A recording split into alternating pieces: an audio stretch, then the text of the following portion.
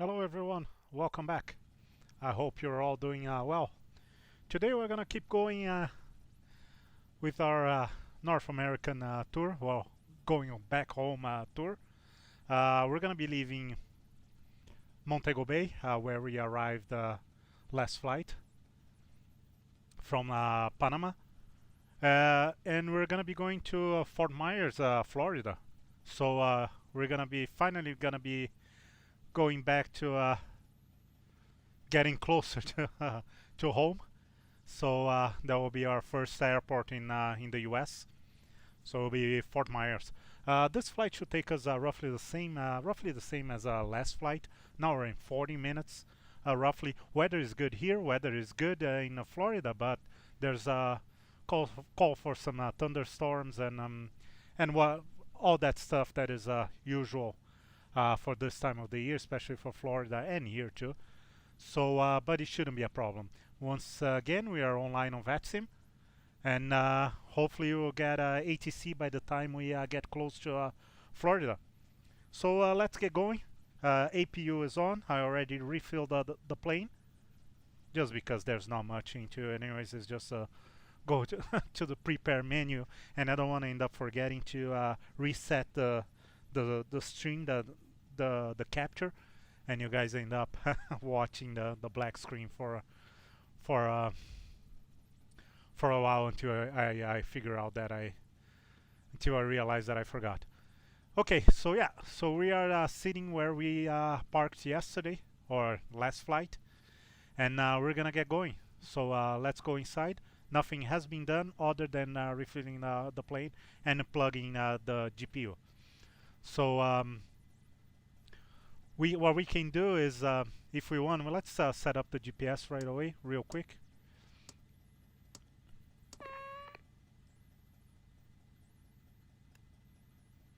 And meanwhile, we can, while we put the GPS there, we can just real quick go through our settings here. Oh, it's okay. Let's just get going. Okay, so on GPS and want OBS 7.2.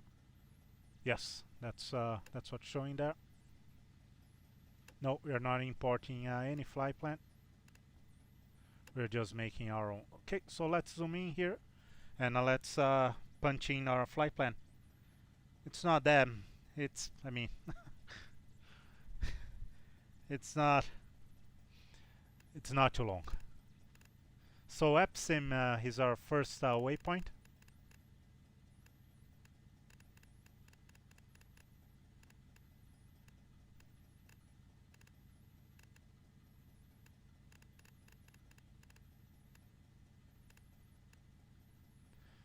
Cuba. Oh, it would have been nice if it was Canada. It would have meant that we were getting close, much closer to home. Then we're gonna be taking the uniform Mike 347, but that doesn't matter to us. What it matters is the next waypoint,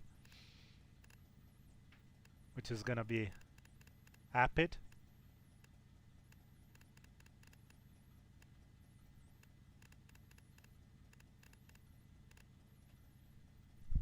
I made a mistake already.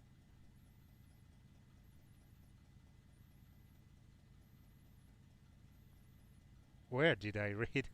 I have no idea where I read Apid, but that's okay.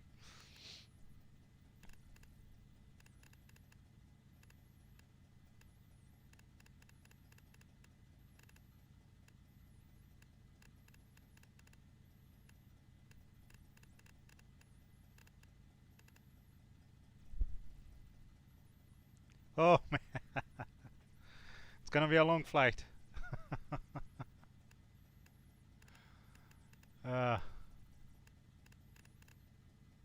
Okay, let's concentrate here. So Altib is the next one. Just want to make sure since we already made quite a few mistakes. So Montego Bay, Epsom, Altib, Zeus,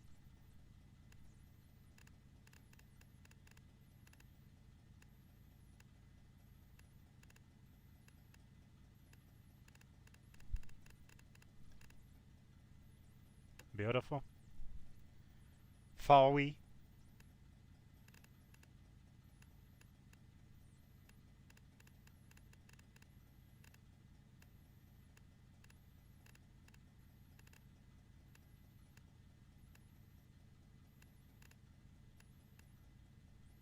There you go.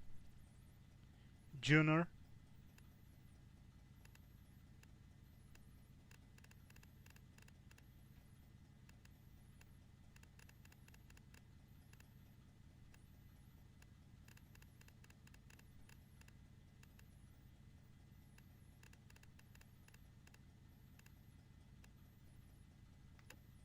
Okay. Lovely. Or lovely.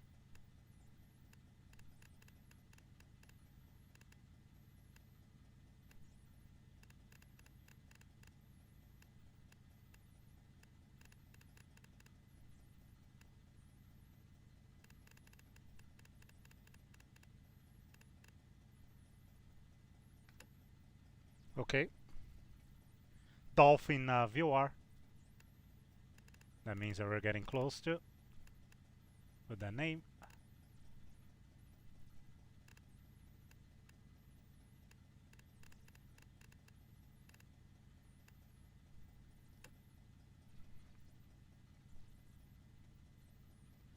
Woodip.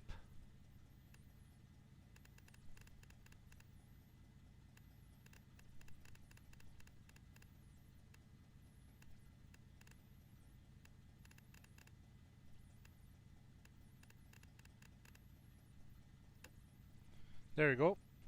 Cubic.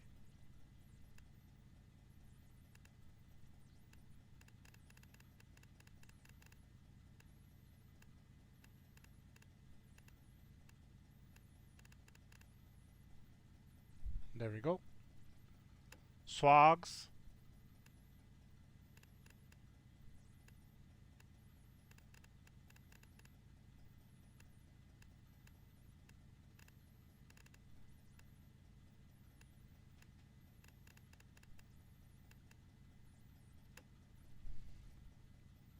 Throttle.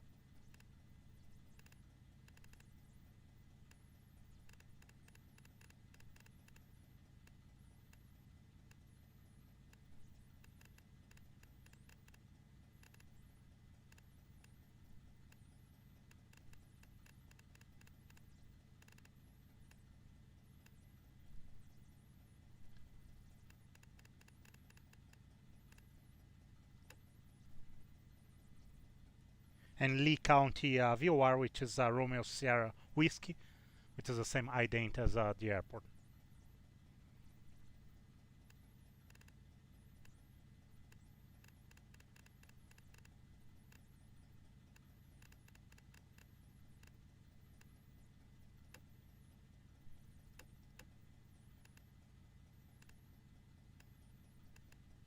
And the airport.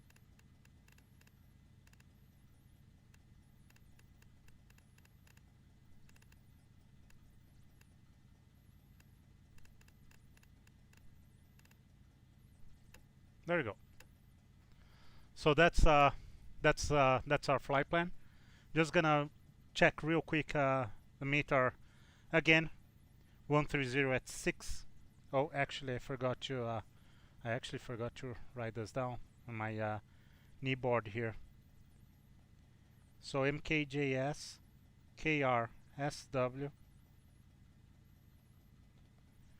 MKJS. We're gonna be using runway 07.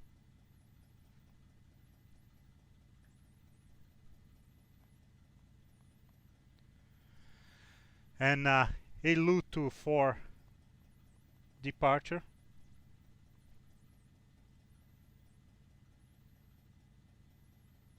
Halls transition. And for Fort Myers, runway 24, it's going to be a VOR approach.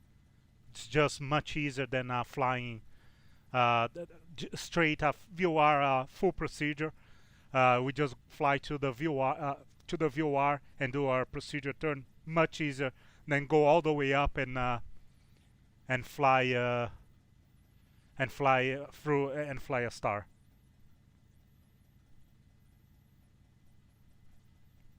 So I'm just gonna write down here PT. So we're gonna be doing a procedure turn. Once we get to Fort Myers, unless we get lucky and we get ATC to vectors us. Hey, Prasad! Yes!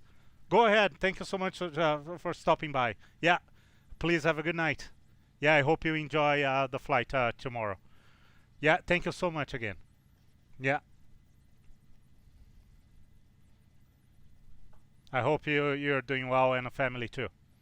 Thank you again for dropping by here and to say hi. Yeah, have a good night.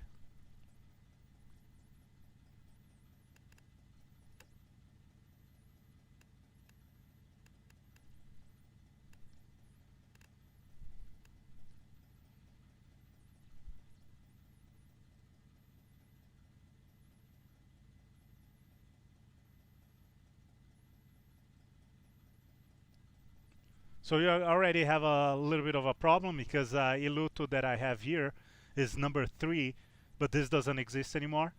And remember, and just to remind, this is 4 months old, this database, so it's not that old. But they changed to Iluto 4. Hopefully, the only thing that changed was the number. No, that wasn't the only thing. We don't have our transition here. So what we can do is this an RNAV? It's an RNAV. So it's not that we can just fly it the old way. It's an RNAV departure, so without the GPS guidance, we can't properly fly. We can emulate. So what we're gonna do is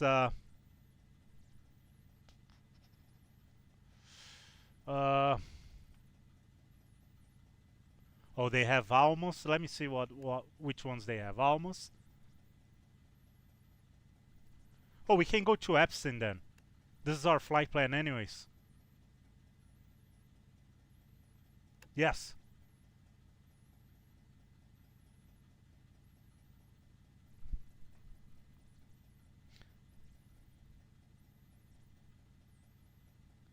Okay. Yeah, so that worked out.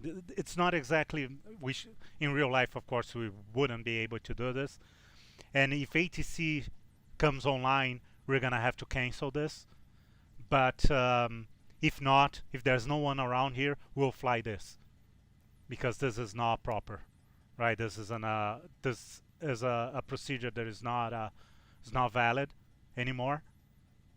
But yeah, we'll go for just to make it easier on navigation for us, so we don't have to vector ourselves. It's as bad as flying a non-existent seed anymore. But okay, so let's fly the Iluto 3 to EPSI instead of Iluto 4 to Halls. And the arrival will be oh, not the arrival, sorry. The approach will be VOR 24, VOR DME 24 via the VOR. There we go. So here's our procedure turn. So you're gonna come this way, join our procedure turn, and come back and shoot the approach. And a GPS is only for guidance because we're flying. We're gonna be flying a VOR approach. Okay. So that's that. We are set. We can leave this on nav for now. We're gonna be flying runway heading until we engage. So we want runway 07. For runway 07, which is to our left here, heading is 072. Oh, we already have. That's what we used yesterday, so we're good. regarding the weather here at Montego Bay, QNH is 1011, which was, I remember that's what it was yesterday. Now we only have a small problem regarding the seed. I don't have altitude constraints because I don't have the seed.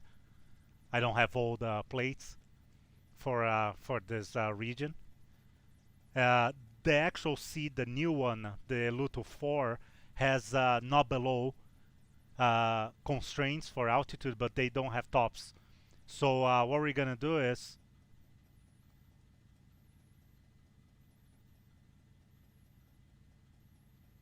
they only say that you have to be at or above 5,000 by the transition. So what we're gonna do is, once again, we're just gonna climb. Gonna climb to 340. That's our cruise flight level for this flight. 350 was yesterday, and we're set. Okay, navigation is set. We just have to set up some radios here. If we have to come back, we're gonna be shooting ILS 07, which is from what I remember what we did yesterday. Yes, because we have 1095 and 1157, if I'm not mistaken. Don't remember, to be honest, anymore. Yeah, so we have 1157, which is Sangster VOR, and we're gonna set 1095 here,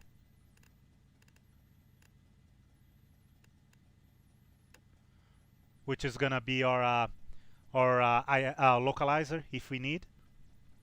For the en route portion, we only need Dolphin VOR for now, before we get to the approach, of course. And we only need Dolphin VOR 113.9 on standby. We will leave on number 2, and 111.8.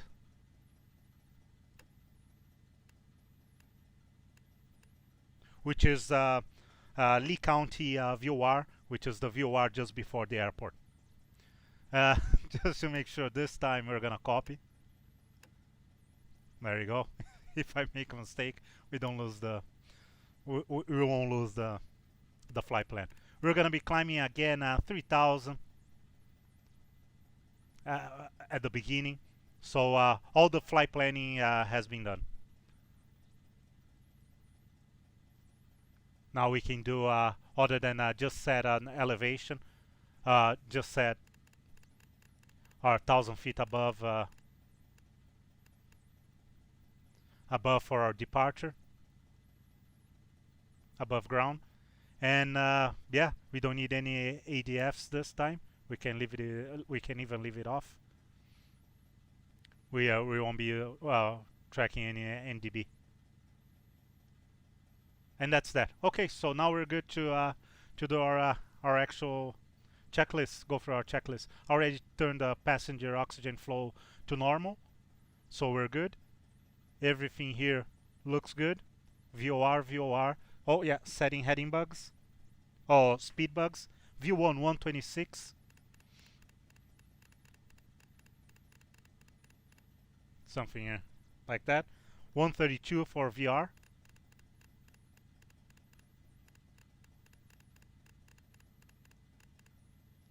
Around there, and 136 for V2.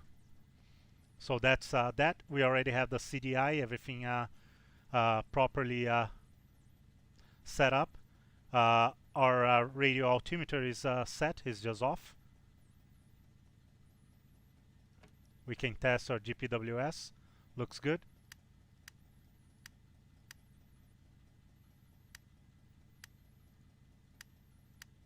Okay, everything here looks good. Lights. Yeah, everything's looking good.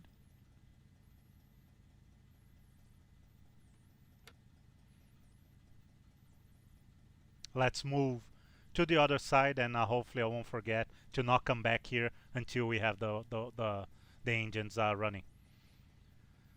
Okay. Oh, just before I turn this, I hide this. Make sure that we have we are idle. We are locked on cutoff. Okay, seatbelts first.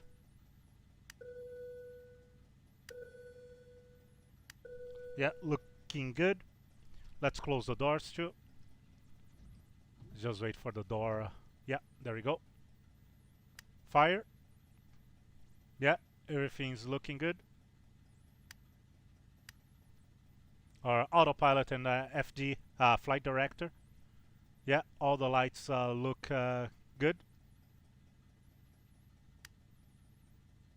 Cabin altitude. Mach test.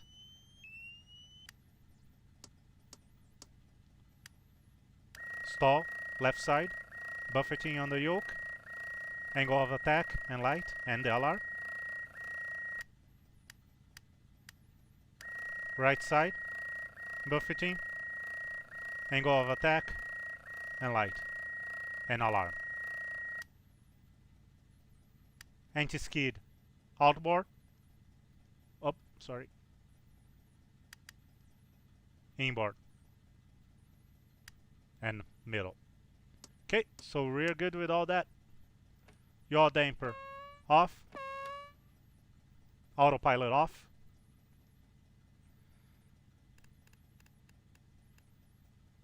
Auto for pressurization. And flight level will be 340. So 30, 35, so around here. Is good. Everything else is looking good. I'm pretty sure we are ready to go. Hydraulic pressure already tested before to set the parking brakes. So it's the first thing that I do. So that's why it never shows on the streams. And before connecting the GPU. Okay, everything is looking good. I think we are ready to start these engines. Door is closed. Everything, yeah, everything's looking good.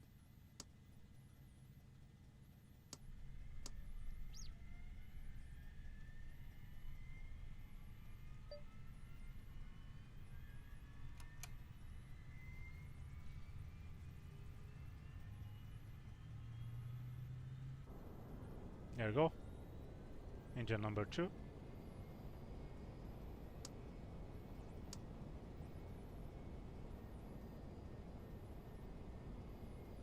Good. Just make sure that the fuel counter is going. So can I go to the other side now? Yes, I can.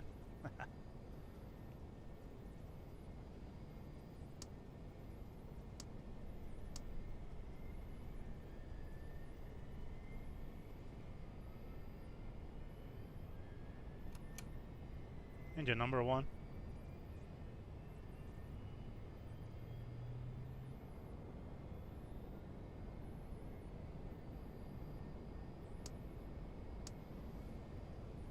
Looking good.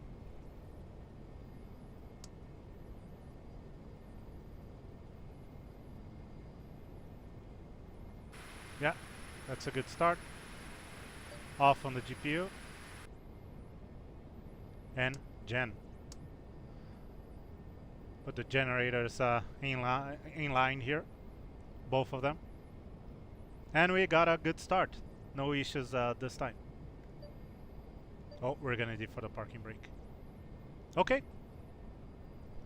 That quick. We're ready to roll.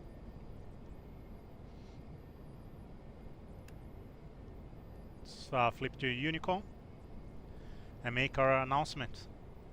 First, I need to figure out the taxiing here situation. Not too sure where we are. There's Bravo. Alpha Bravo.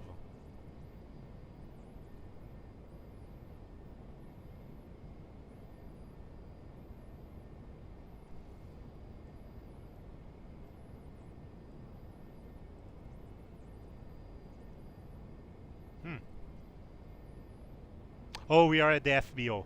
That's right, I just saw it. Yeah, I remember yesterday. Okay, we are at the FBO. Okay, so it's gonna be a long taxi. but that's okay. It's alpha all the way down to runway 07.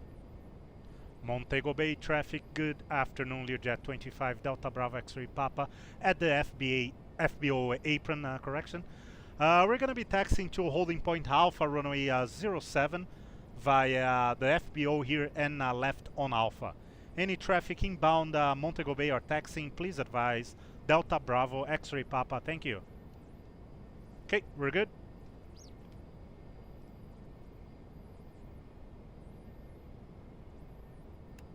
Transponder ALT. Parking brake is off. It was just because I stepped on the pedal and I touched the brake. I touched the brakes for a second, so disarmed the parking brake. But the parking brakes were on or set all this time. For all this time, I was just wondering why the parking brake just. There was this squeaky noise. This is the brake. Okay, brakes are rolling, are going. So steering lock on right away. Well, let's get going.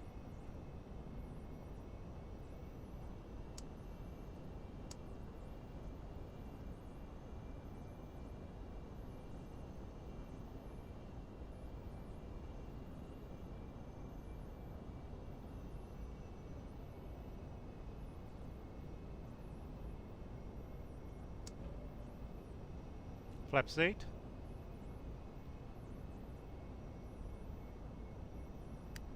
Radio altimeter. Since this is a pretty warm place, we're gonna leave pitot heat and everything that that relates to heat and that kind of stuff for last.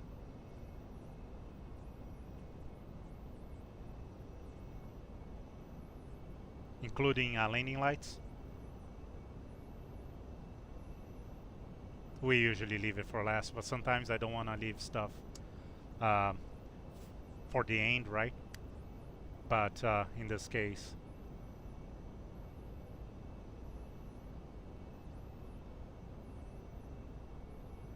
okay.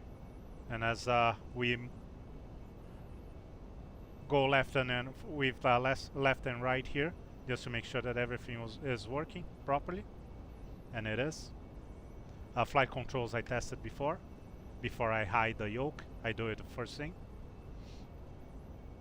There's the terminal that we didn't have a chance to look at last time.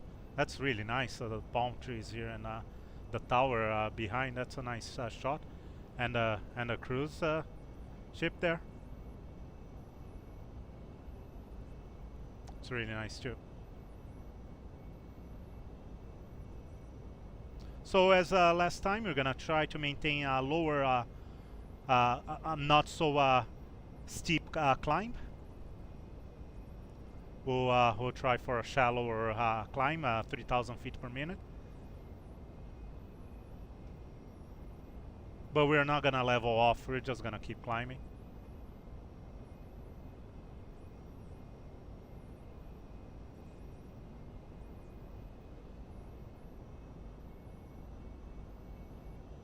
Yeah, it's a really nice, I should say in defense of the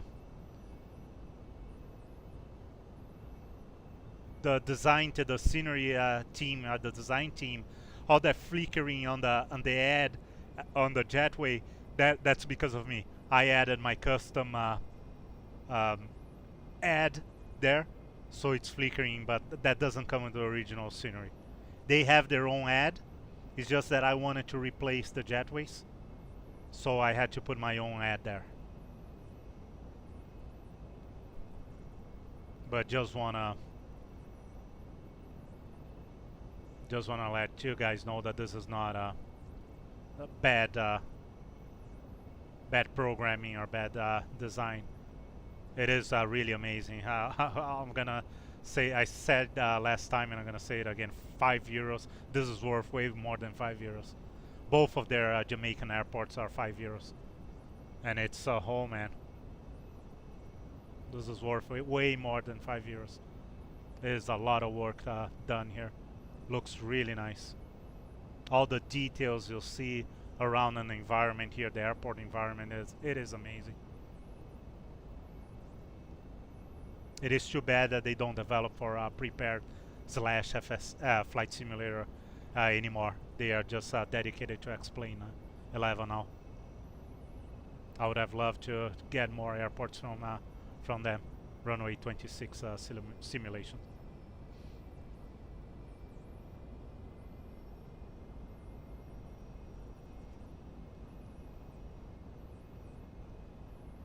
Okay, so we're gonna go runway heading. Oh yeah, no, we decided to actually fly the wrong RNAV, so we're just gonna we're just gonna fly the RNAV.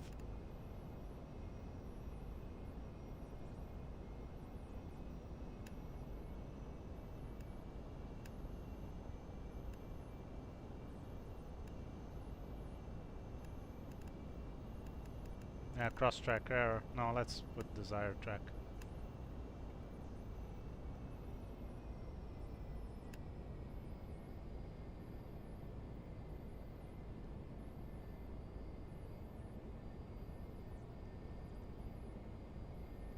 Okay, everything else looks good. Is this the last alpha? I don't think so. I think we have one more. No, there's no. The last exit on alpha. No, there's one more. Right at the threshold there. This is delta. Alpha's alpha's the next one. Yeah, a much better fuel consumption this time than last time. 90 pounds right now, and we are just about to take off. So not bad.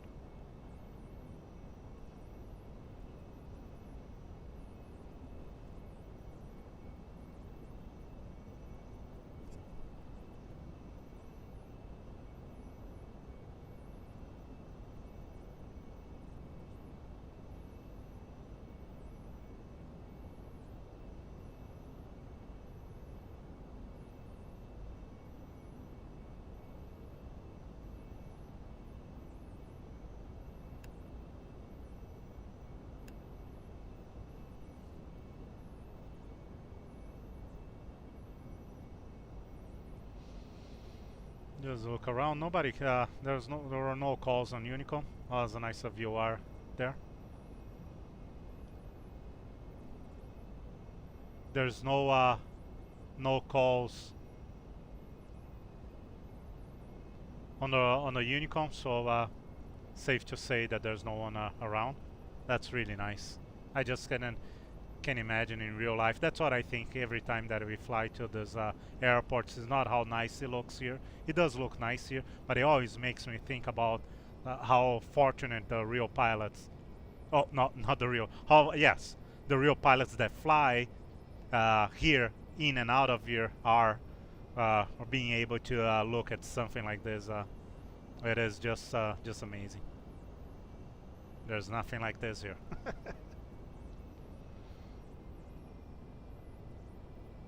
So yeah, it is really nice. Look at that. Anyways, Montego Bay traffic, Learjet 25 Delta Bravo X-ray Papa, lining up runway 07, and we're gonna be departing. We're gonna be flying an old, a little bit old RNAV departure. Is gonna be a Lutu 3 departure, EPSI transition, unrestricted climb to flight level 340. En route to Florida. Any traffic inbound Montego Bay, please advise Delta Bravo X-ray Papa. Thank you.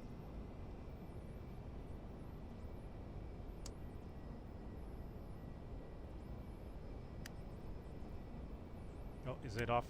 Yeah, it is. Okay.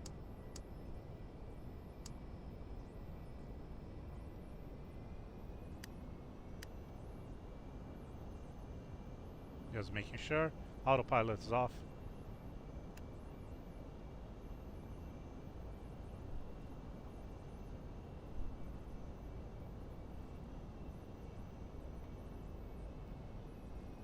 So let's take as much as we can from of the runway here.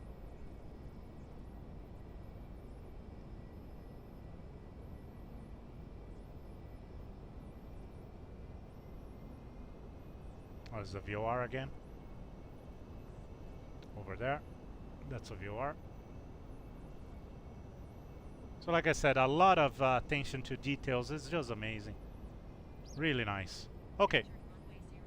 That's ForeFlight giving us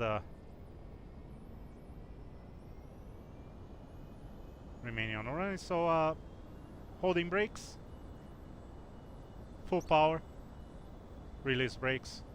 We are rolling. All gauges are green. Airspeed is alive.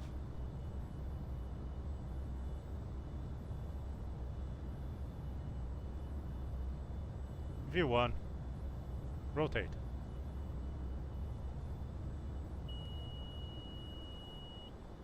Positive rate. Gear up.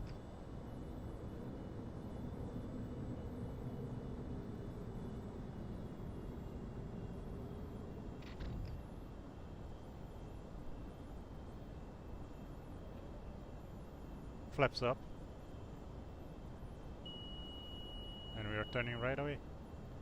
Montego Bay traffic, Delta Bravo X-ray Papa, airborne runway 07. Eluto 3 departure. Leaving 1800 to fly level 340. Delta Bravo X-ray Papa, Montego Bay. Okay, let's trim this. Okay, what we can do is turn autopilot on right away. And nav, since we're flying on our nav departure.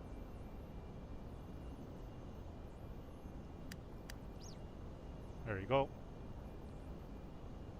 We're gonna be turning the stab and wing trim right away.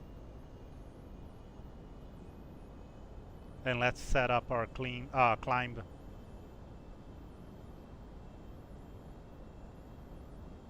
Power setting right away.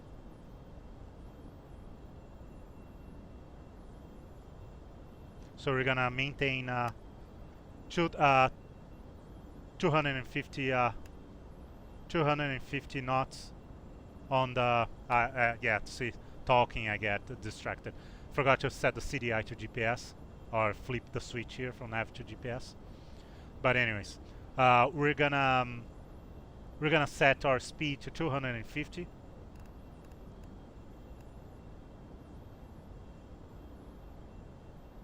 And 90% RPM. That's how we calculate it.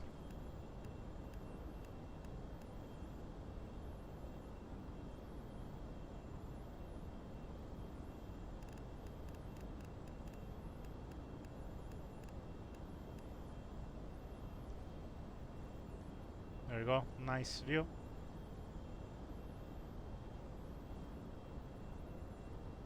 So now we're gonna keep an eye.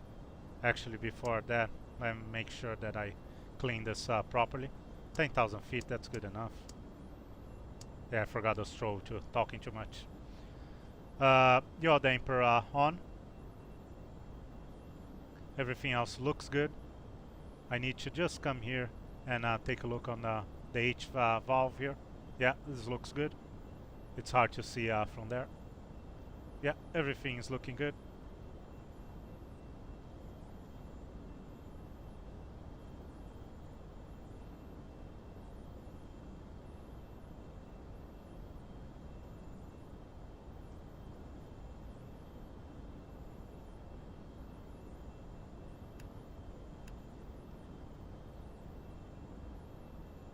Oh yeah, I forgot again to set this to auto slew the CDI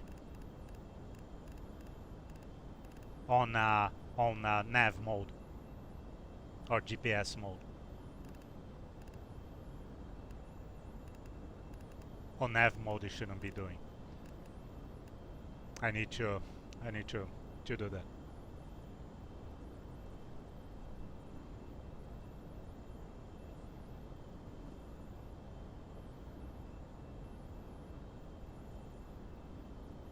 So we're past 10,000.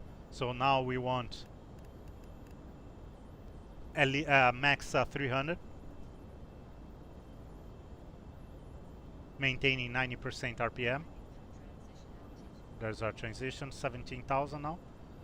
We're gonna flip to inches of mercury. because we're gonna be flying North America now. From now on, US and Canada, and so we're gonna be using inches of mercury. So since there's no ATC, there's no point in maintaining millibars or hectopascal.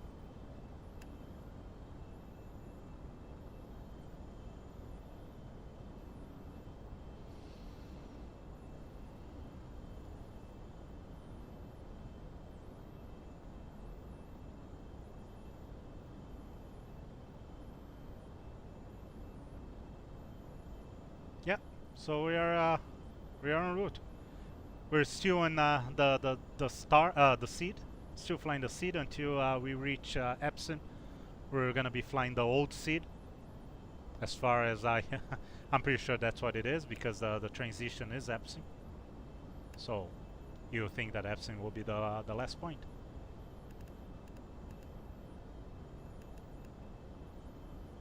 Our max speed should be once again between 7. I didn't do the calculation, but should be around 7.4, 7.5. So we'll see. I did do the calculation for true airspeed on cruise. So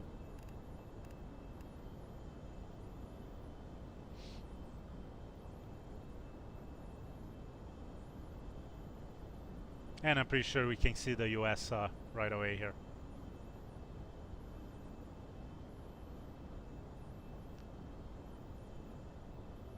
Oh yeah.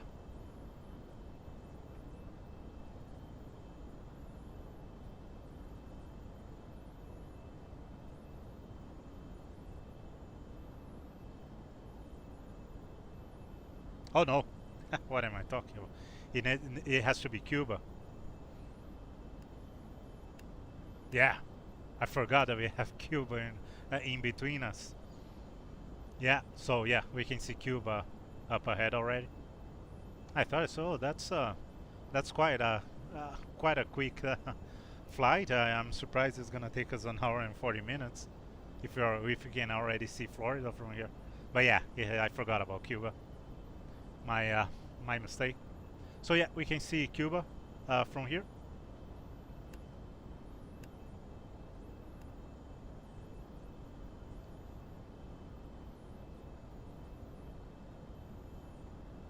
A little bit more power. Compensate.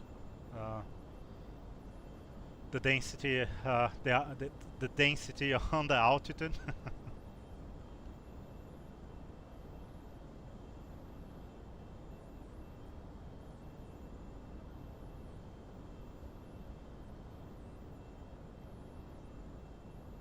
So yeah, really nice. Another place that I've never been in the simulator or in real life, for the matter, Cuba. It must be really nice.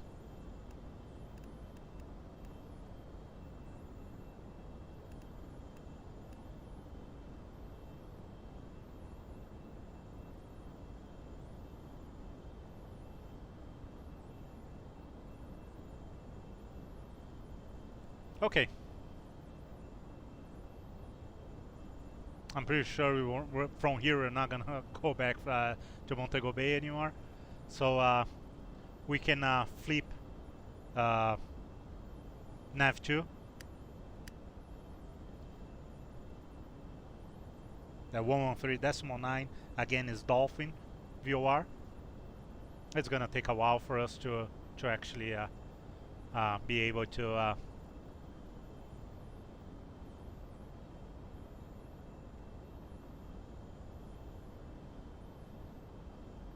get the VOR, but we can leave it right away. We can leave it for now.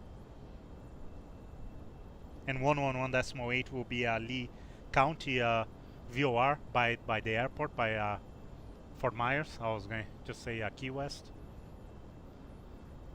So even still even much further down than Dolphin VOR. So we don't have to worry about that right now.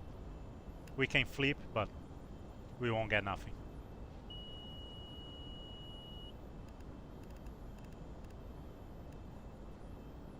Let's start bringing the power down.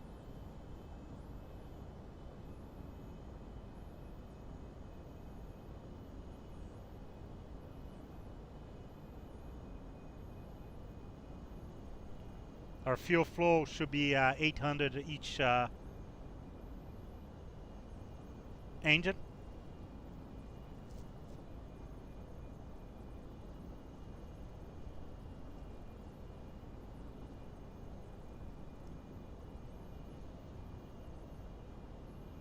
And here we are.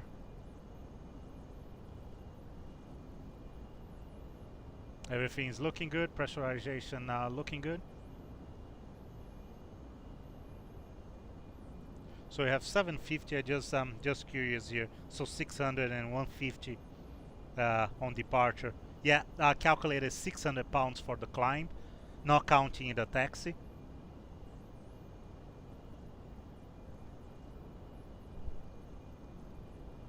And 71 miles. Let me check here on ForeFlight how there's a ruler. I just want to see. Okay, 61 miles right now, roughly. So yeah, I calculated the climb would have taken us 71 miles. So 10 miles short. That's pretty good. That's pretty accurate. 10 miles on a grand scheme is nothing really. And even the fuel burn got pretty close. Just reminding that we are using real-world tables and performance numbers. So this is actually pretty good. I'm very impressed.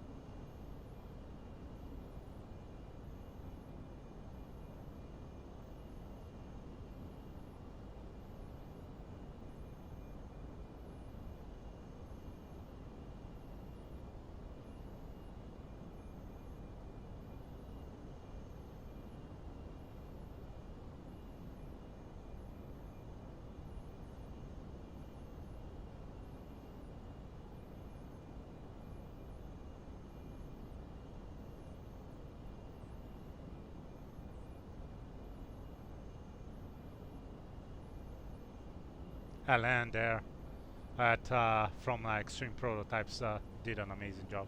Alan and the rest of the team on us with this plane was just amazing.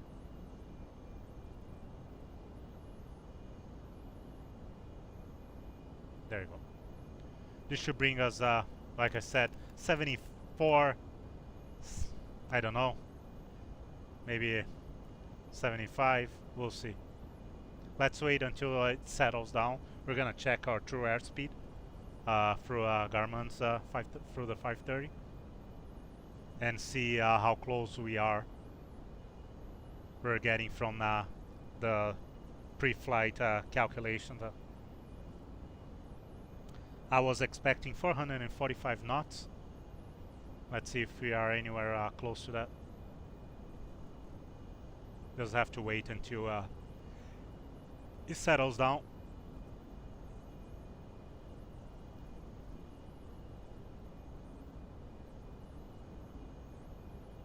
Still nothing on vPilot,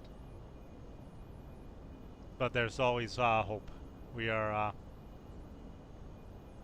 we still have quite a little bit to go.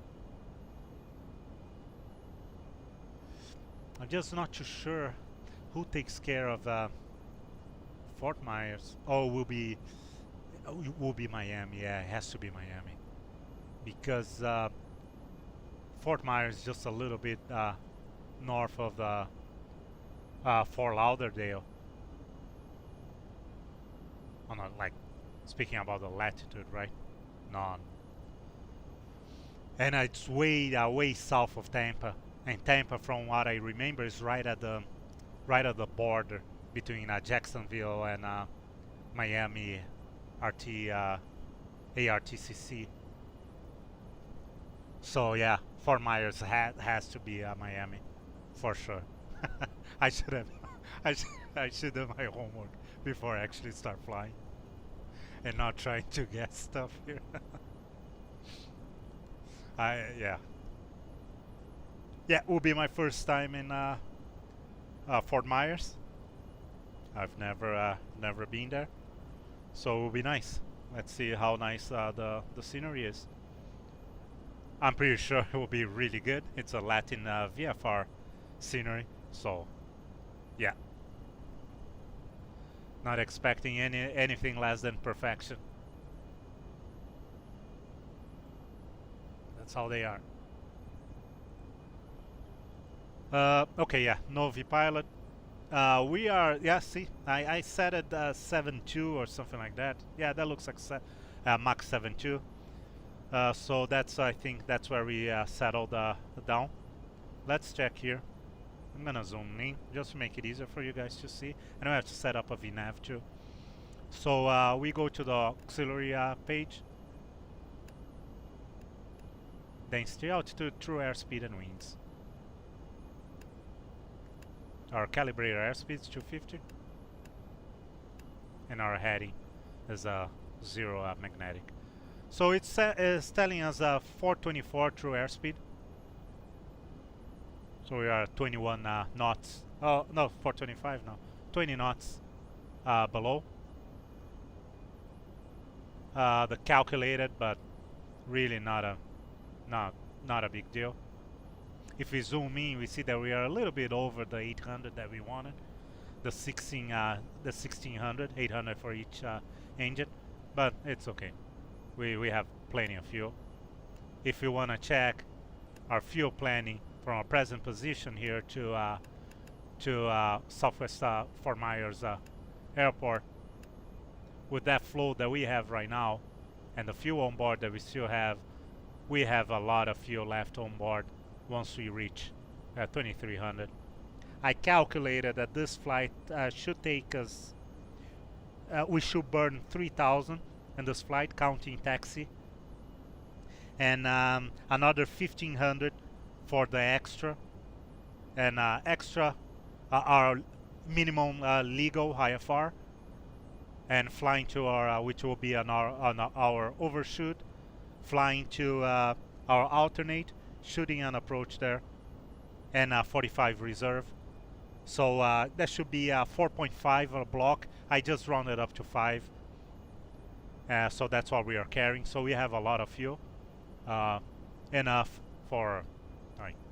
Right now we have an endurance of 2 hours and 21 minutes, and we're gonna have left in our tanks once we reach. I was going to say Fort Myers 1 hour and 20 minutes. Our alternates only 10 minutes from Fort Myers, so really we're fine. Just to show.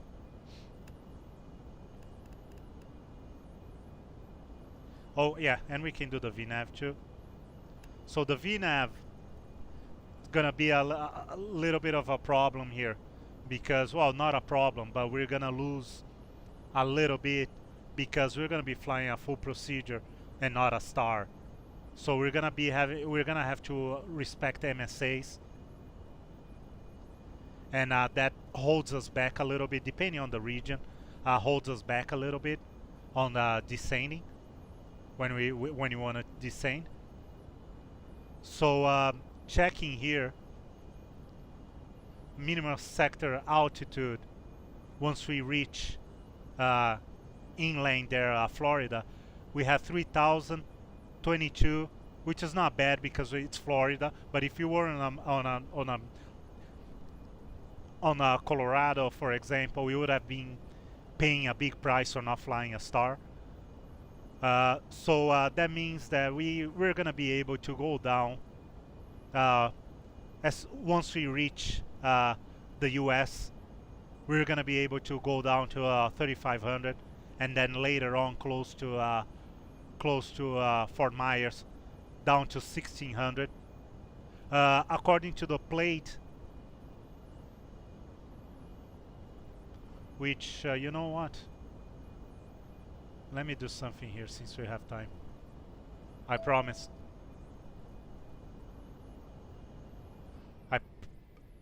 I promised that I was going to have this set it up for this flight.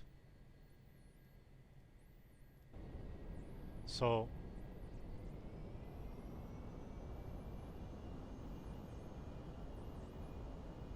let me get this set up.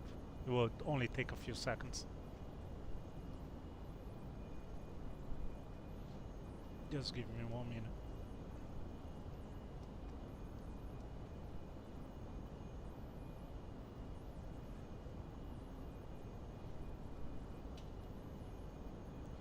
This will only take 1 minute.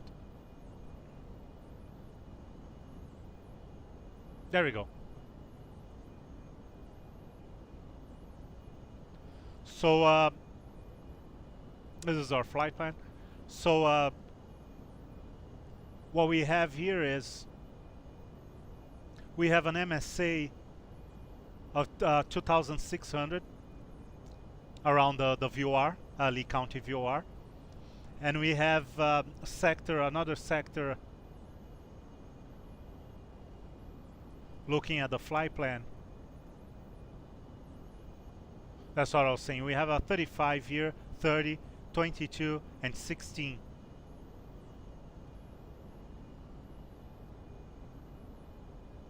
So legally we should be able to go down to 22 and then 16 later on.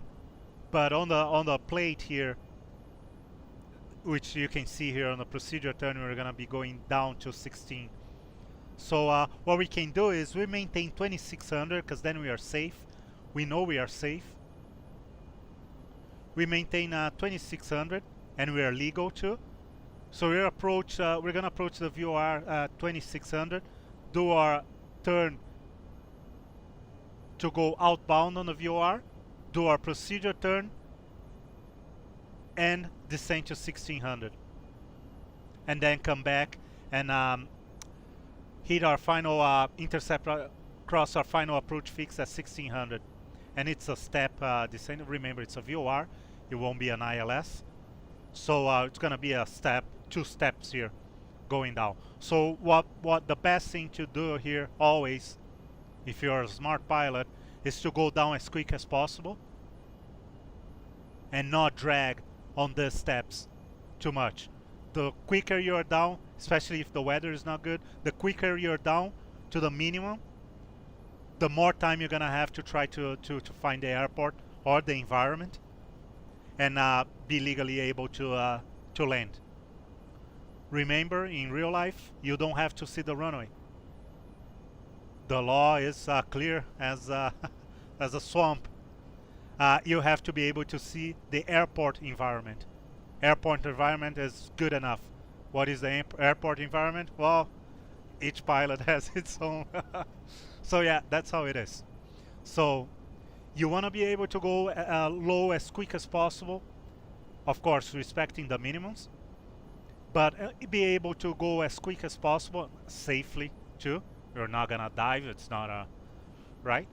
And so you have time to look for, oh, that was a lightning. So you have time to look for the airport environment. As soon as you see anything, you can see a light, you can see the grass beside the runway, you can see the fence, then you know where it is. Yes, legally, okay, I saw the airport environment, I'm allowed to land. And there's nothing the FAA or Transport Canada can say about it. Well, especially Transport Canada. So yeah, so that's what happens on these non-precision approaches, especially when you have a step descent here. You have a few steps. You want to go down as quick as possible and reach 660 as quick as possible, and then go down again to our minimums, which is going to be 400, 370, 400, and 370 is going to be above field elevation. Touchdown zone elevation is 30. So if you add a 370 to 30, you get your 400. So yeah.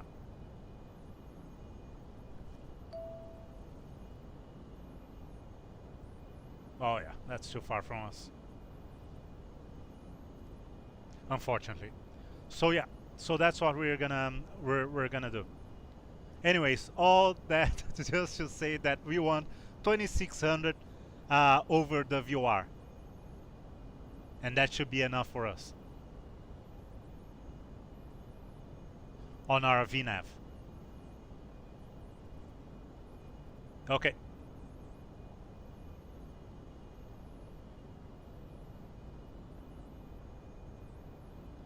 So we want 2600. Enter. We can say 5. I like to leave the 5 miles because it always stays 5 miles, and really doesn't matter. We're good at 2600. We're good anytime around the MSA there, so this really doesn't matter. What we're gonna have to do is delete one of the 4 miles. So there we go. And we're gonna, let's be realistic here. Let's do 2000.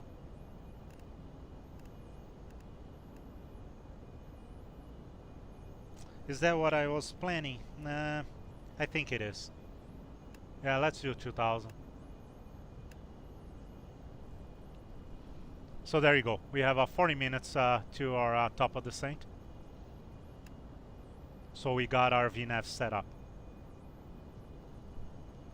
Looking again, we already, I know, since now I got this set it up, might as well use it. Looking again, we have our MDA, our decision height at 370. So that's what we're gonna add here. Remember, radial altimeter is shooting down and reading the ground. So we won't be using 400, we're gonna be using 370.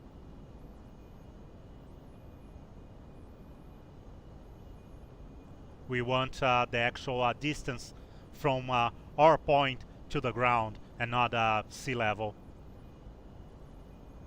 So we want to use the 370, not the 400. Believe me, the 30 feet can be a difference of landing or having to go to your alternate. So we want to go as low as really we can, legally.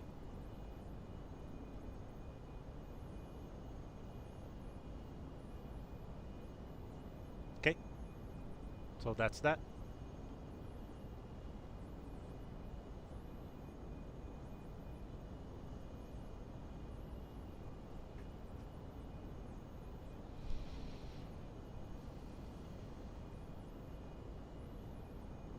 Okay, this is oh yeah.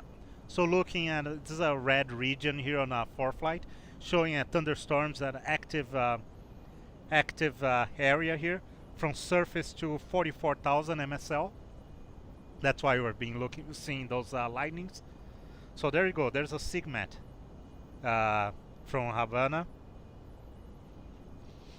and from Havana FIR, and showing that there's thunderstorms active here in the region.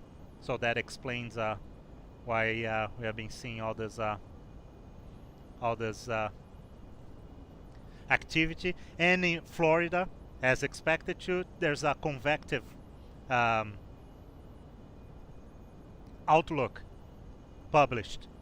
So convective activity and outlook valid from the 9th 2255 to the 10th 0255, and the area Fort Myers area is included. We have reports of pilot reports of turbulence, but that's just north.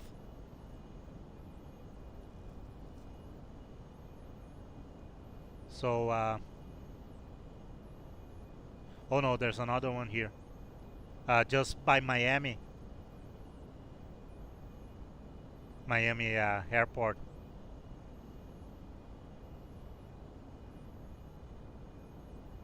Yeah, there's turbulence, moderate turbulence. It was a DC-3 that reported. Those are real life, real world reports, by the way. ForeFlight, everything is real world. There's nothing simulated here.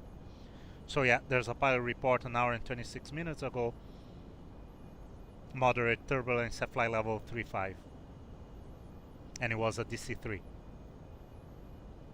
between 2,000 and 3,500 during climb. So yeah, shouldn't affect us.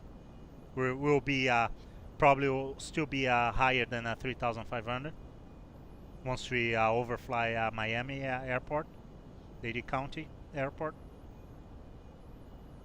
But yeah, it's good to have all this pilot report. Of course, this wouldn't be happening. Well, chances are that it's not gonna that's not happening on a flight simulator, right? But it definitely is in real life.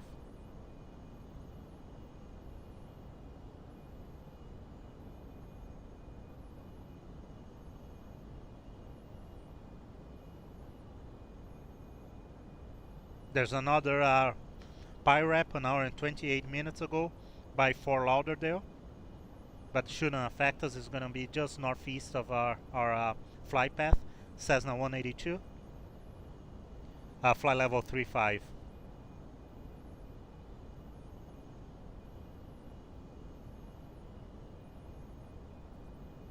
So of course the 182 is not that, right?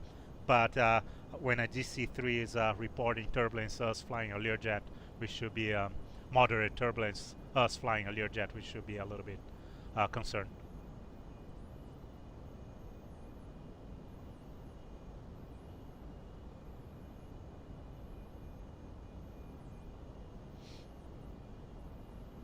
Not DC-ing the 182, but of course a DC-3 is a much bigger and heavier plane, so if the turbulence is affecting the DC-3, it means that it's actually, you always have to take in consideration the type that is reporting, because a moderate turbulence on a DC-3 is more than a modern turbulence on a Cessna 182, for sure.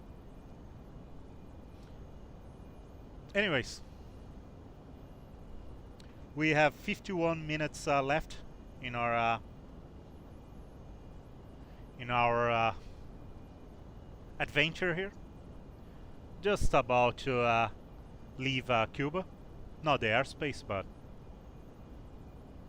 the actual land here.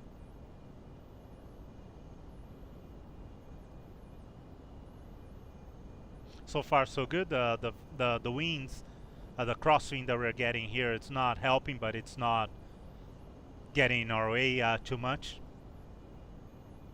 Of course, the only, right? It's not too much of a big deal. I much rather have a crosswind during a cruise than a headwind. So it hasn't been holding us back too much. I'll readjust the power here.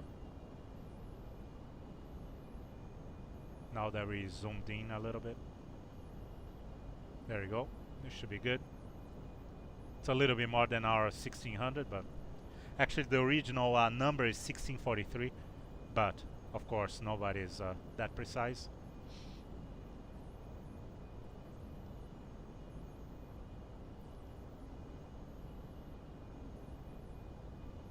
So yeah, let's go to the flight plan. I'm gonna delete that delete this original entry here. Make sure that everything else looks good. Yeah, so there's our procedure turn, our approach, missed approach, and the hold. And like I mentioned last time, in real life, especially in real life, you want to have the flight plan to your alternate, or at least the alternate already set here, because you don't want to have to be fumbling with that kind of stuff while you're flying, especially if it's a single pilot IFR flight. Here today, I know we're gonna be able to land, and to be honest, we will land anyways. Oh, actually, not on an ILS, not on a non-precision approach, not on a VOR. On a VOR, if we can't see, I wouldn't land. But I know we shouldn't have any problems to land.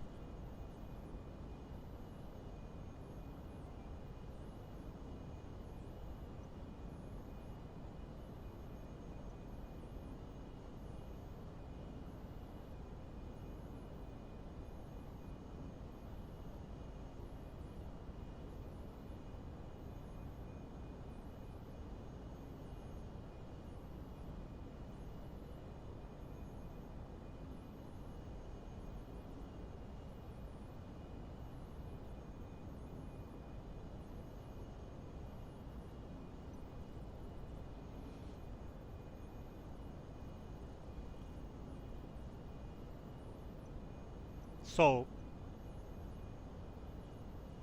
Fort Myers, there you go. So right now at 20:53 Zulu, the winds are 270 at 12, scatter 4500, temperature is 34 degrees, oh my gosh, and altimeter is 29901, so pretty close to standard. And that's it. And the theft too, at least for ceilings, it's not bad at all. So we shouldn't have any issues other than the storms or the isolated storms or whatever in our en route once until we get there. But really not bad other than the heat. Oh my gosh, 35 plus 35 plus 34. That's pretty hot.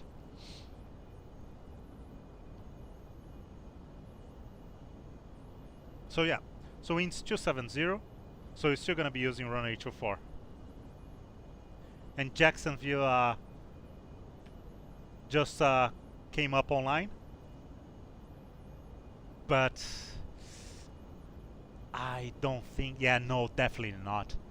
No, like I said, I was thinking before, we are way south of Tampa. So Tampa's right there by the border. So yeah, there's no way it's Jacksonville Center that will take care of us. It has to be Miami. So I'm not gonna bother. I'm pretty sure, actually not gonna bother is not a good idea on aviation. Let's set up Jacksonville just in case. But I'm pretty sure it's not. So 124.775. Okay, it's their set, but I don't think it's we should be talking to him or her.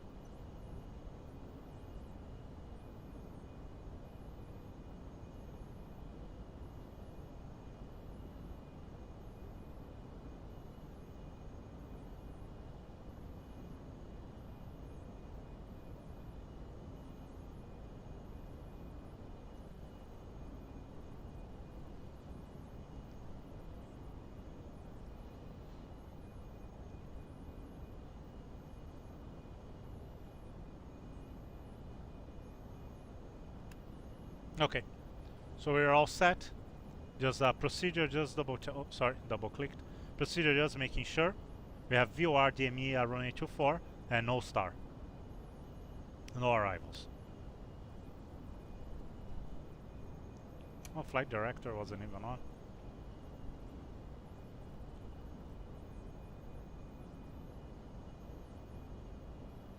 That's funny. I don't think I don't remember ever seeing flight director not turning on automatically when we. Oh, I always turn it on before takeoff for my before takeoff checklist. I just forgot this time.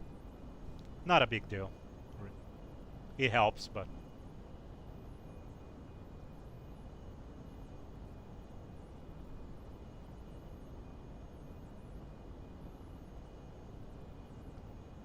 Okay.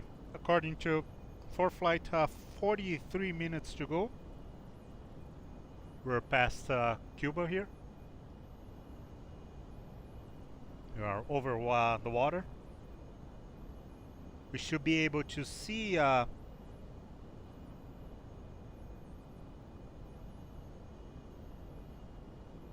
I don't think we're gonna be able to see it, to be honest.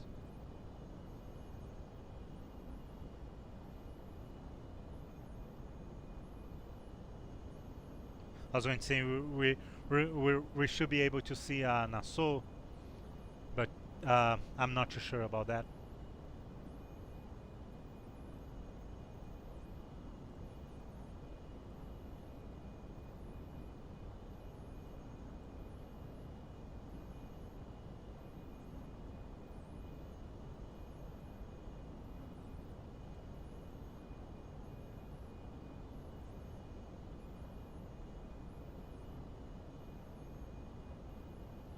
Yeah, I'm not too sure about that.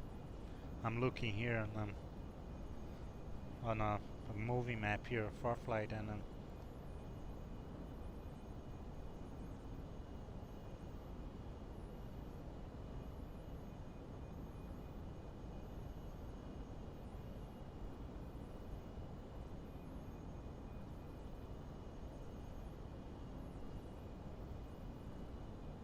Yeah. Wow, you won't be able to see nothing because full of clouds. But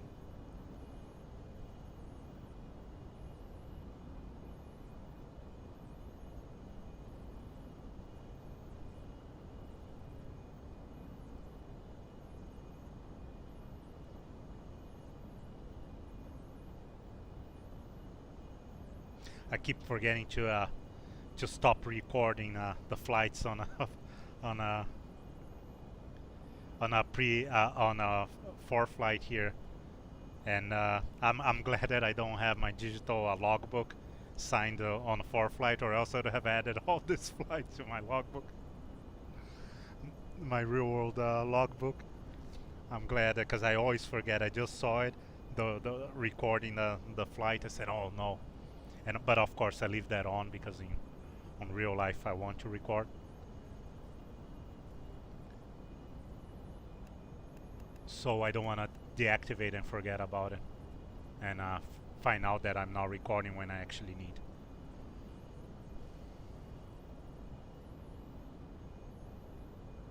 I don't know why I keep adjusting the bug.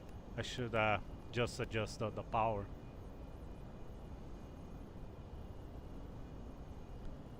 So yeah, so I just stopped recording this one too, but I don't remember when was the last time that I stopped recording.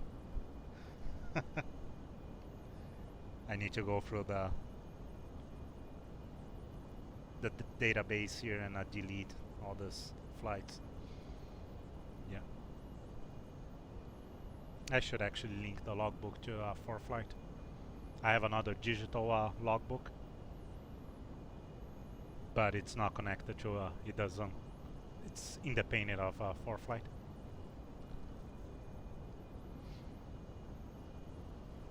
Anyways, starting to talk about non-interesting stuff.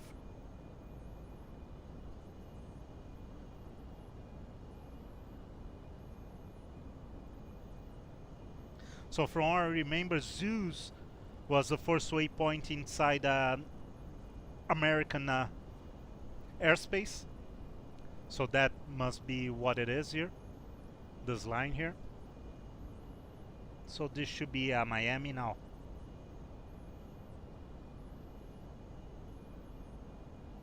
Should be under Miami center control. Still only Jacksonville showing up on vPilot. Oh, that's okay. Yeah. Forgot to look if the overlay is working. Yes, it is. Nice.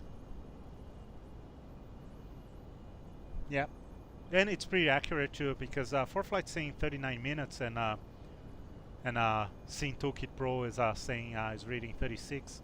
Of course, SimToolkitPro is probably more precise because it's actually getting information from the simulator. Actually, I'm not too sure, to be honest. But it is 3 minutes difference, 2.5 minutes. It's not bad at all. So I'm glad that it's working well. The altitude is exactly the same, 34,005 on a ForeFlight and at SimToolkitPro. That's actually really nice. So yeah, Dan got it working.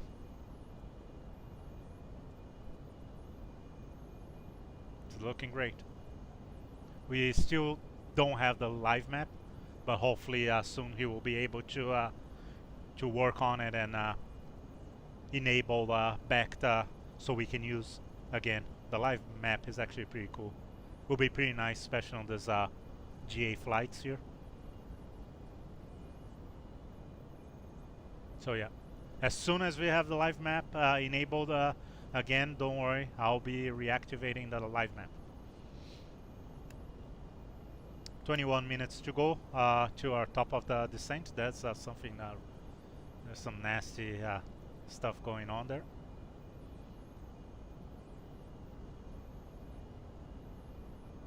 We could, I suppose, use our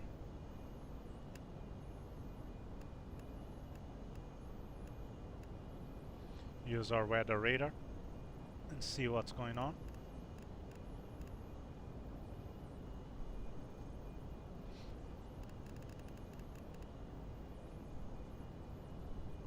See if we can find anything.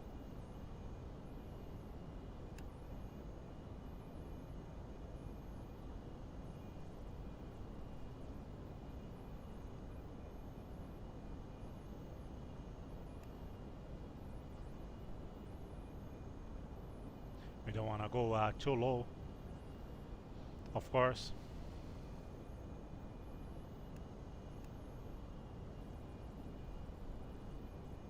It's not bad up ahead here for us, but right, we're gonna of course gonna be turning left.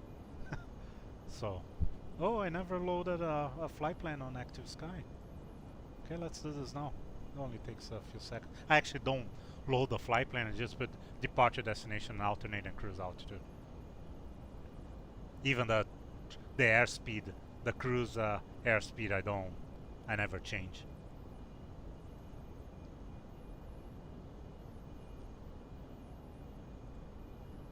So departure was MJKS. Destination is KRSW. And our alternate, what did I have for alternate? Kilo Alpha Papa Foxtrot? Is that what, yeah. It's Naples or Napoli, if you wanna say the proper way in Italian. Yeah, I'm pretty sure it's Naples, Napoli VOR airport. And our cruise is 34. Okay, just refresh.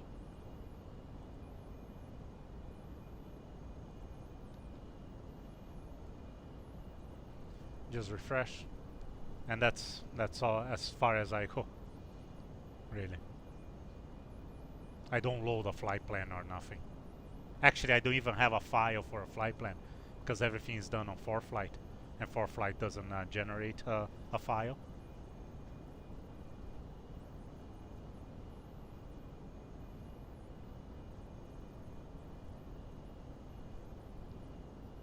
Don't think it's just good for ActiveSky to have an idea roughly where you're going, or you're leaving, where you're going. I don't know. I don't even know why they advise. They always advise you to actually load a flight plan. Actually, have a flight plan. I think it depicts the weather better, more precisely. I'm not sure. It only takes 10 seconds to do the way I do it. Not going with too much into details, so I don't mind doing it. Yeah, there's traffic in Miami.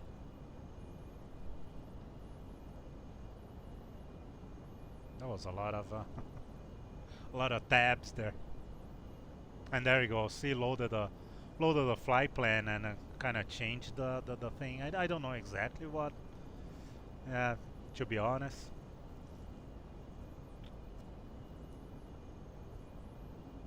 But that's okay.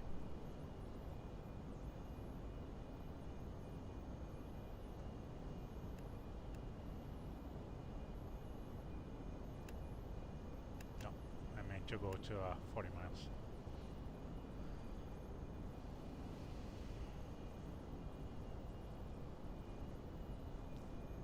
Oh, and there's this is back. So yeah, I'm not too sure. I know all I know is I always load. I actually don't remember when was the last time that I forgot to load a flight plan there. But they say it's better, gives you a more realistic depiction of the weather. So 346 is our next heading.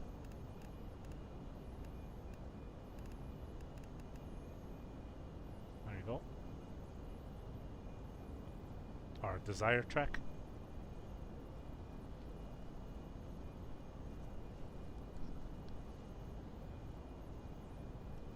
It is now 21:35. Let's check the weather again.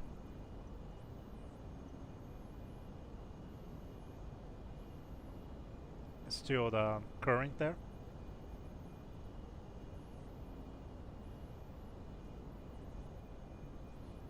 42 minutes hold, so still good.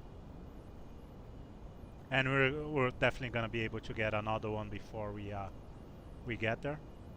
Just checking VNav again. 16 minutes. So let's change here.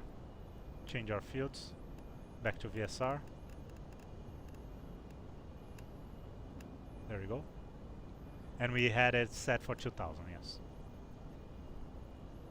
We'll see how that works for us.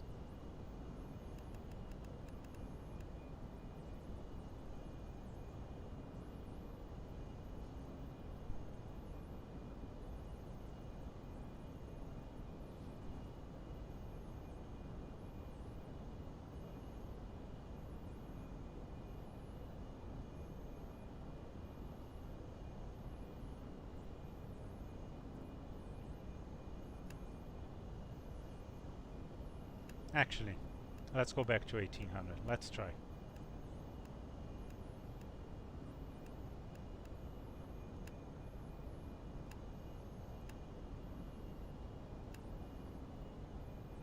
So we have 1800 feet per minute. It should be 2000 because, right?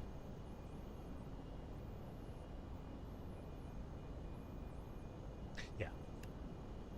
For the what we are doing now, for 420 ground speed.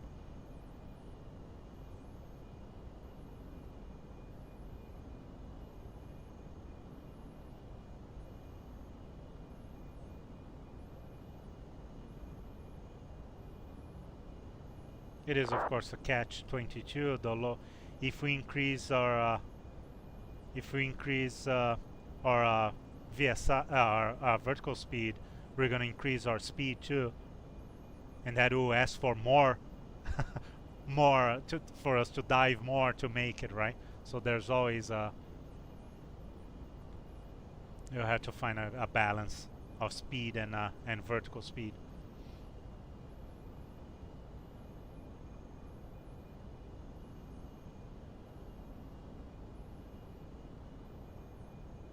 That's why I always like to base with what you're doing on cruise, or we're doing cruise here. So yeah, let's do that. Let's do 21, and then we don't have to worry about. Shouldn't be too much of a problem.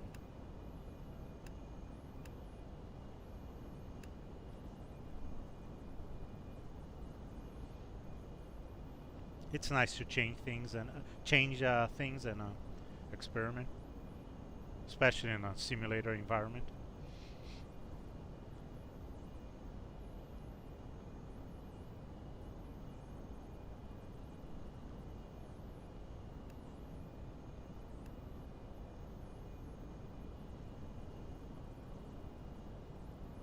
Yeah, we're not getting nothing. I don't know if we're not getting nothing because the weather radar is not working, or if there's really nothing here for us to worry about.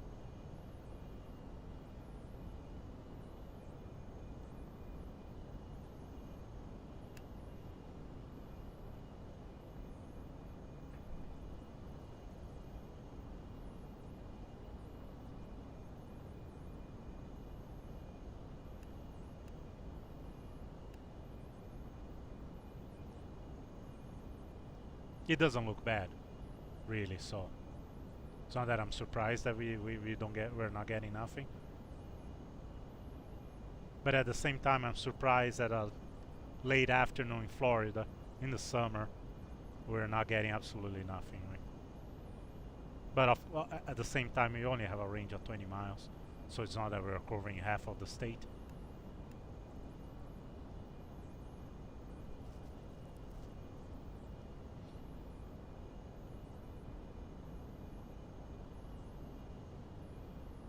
And I think we got our LatinVFR here. Yeah, 105 miles. Should be.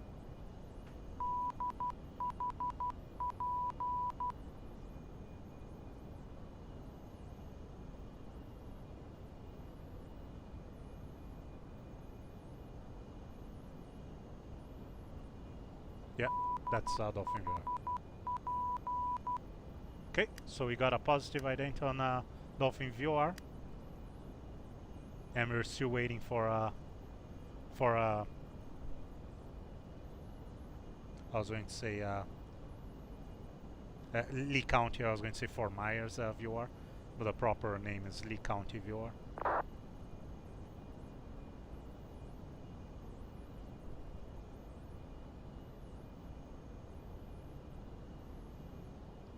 And now Orlando is online. Oh no, there's an 80s for Orlando, so that's probably Jacksonville posted, published. Jacksonville Center.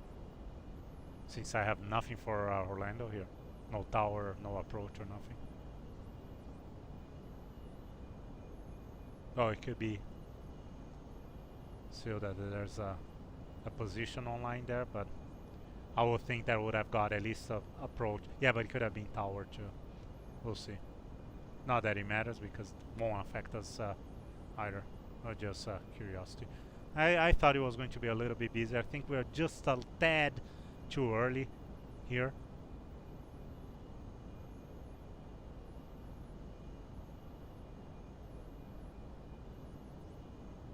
So there's traffic here showing on TCAS. I wonder if we're gonna be able to see it.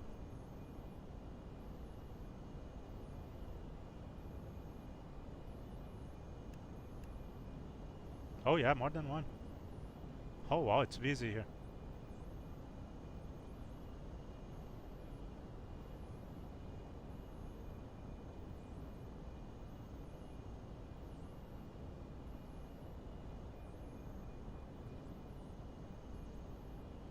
Yeah, I think they passed us already. I wasn't paying too much attention.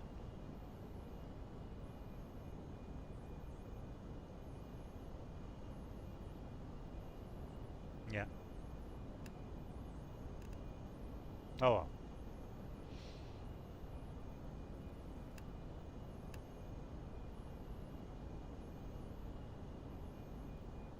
Let's pay attention to desire track since I don't have desire track anymore.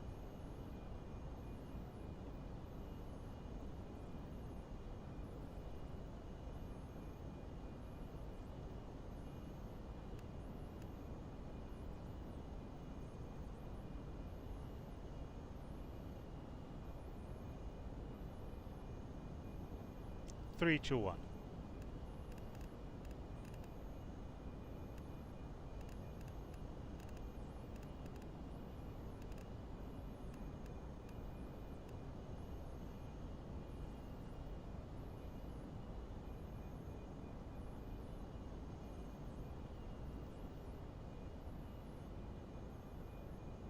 Nice weather. Water. I was going to say weather.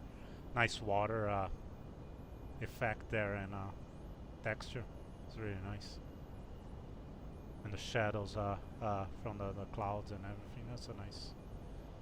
That was a nice shot there.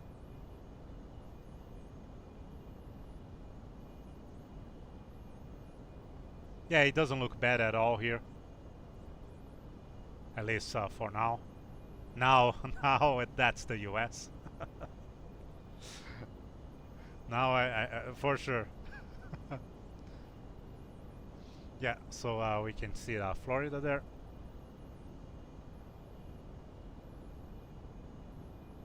We should be able to see I don't know, Key West maybe. Nah, not with all these clouds, unfortunately. Key West, which is an airport that I will love. I don't have, so or else we'll be flying there for sure. Amazing, amazing scenery. In real life, I'm pretty sure it will be nice too. And it's another LatinVFR airport too. But unfortunately, I don't have. It will be nice to land there. We will one day.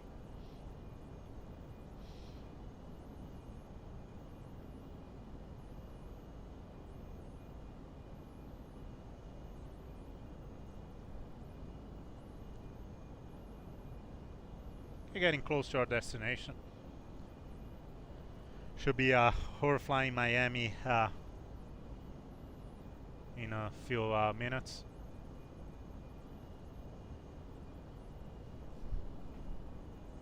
To be more precise, that will be the Dolphin VR.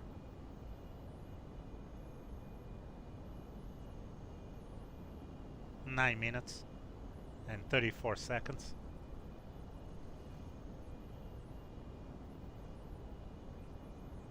So yeah, should be flying overflying Miami in 10 minutes. Still nothing on VPilot.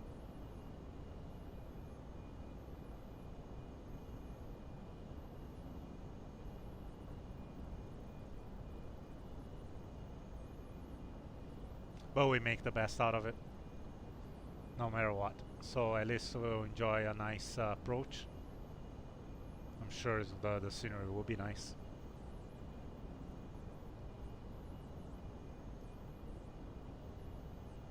Yeah, Key West should be somewhere around there.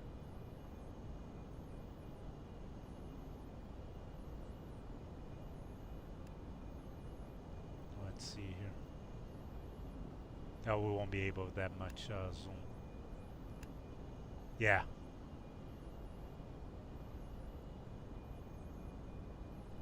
We might be able to, actually. I don't know if we're gonna be able to see this far. I think the airport is here. I could be wrong, but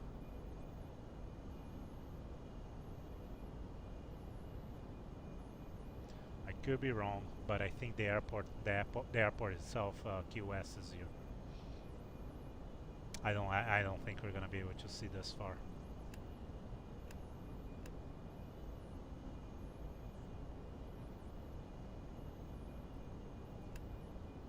I might as well leave everything.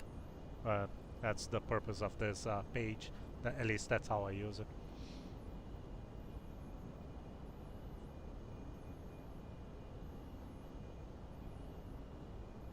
Yeah.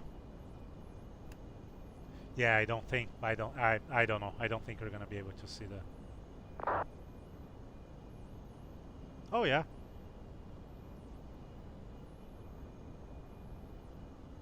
Well, I don't know exactly where the airport is, and this extends down, right? But yeah, that's a really nice.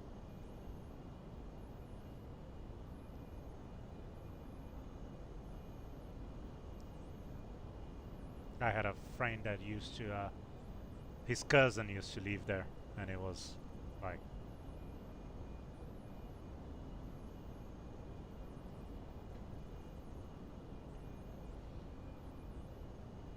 just amazing. Anyways, back to our little world here. 3 minutes.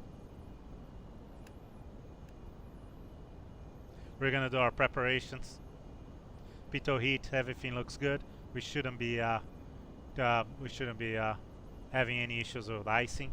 At least when I looked on a profile there on the briefing, it didn't show any issues, and there's no pilot report. There's nothing showing up here, so I think icing shouldn't be too much of a problem.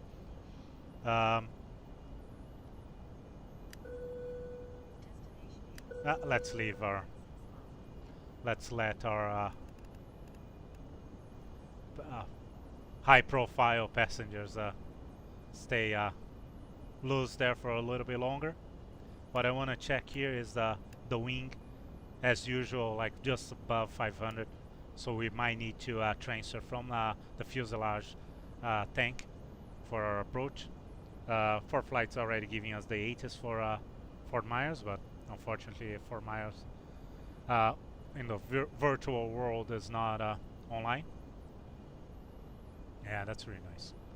So yeah, let's get going here. We're gonna set up our cabin pressure here. It's gonna be sea level. Everything else is looking good. So yeah, we're ready. We're gonna start, we can start right away. It's a minute and 40. Nah, let's wait. Let's wait for a 1 minute warning here, and then we'll go.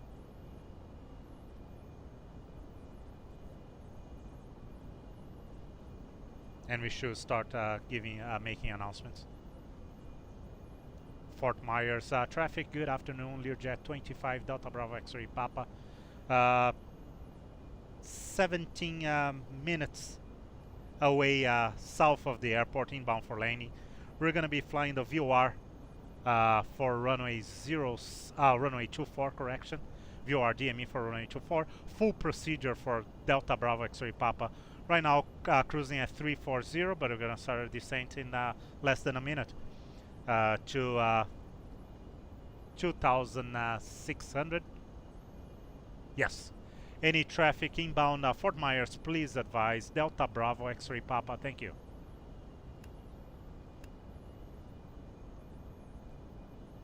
Okay, power down.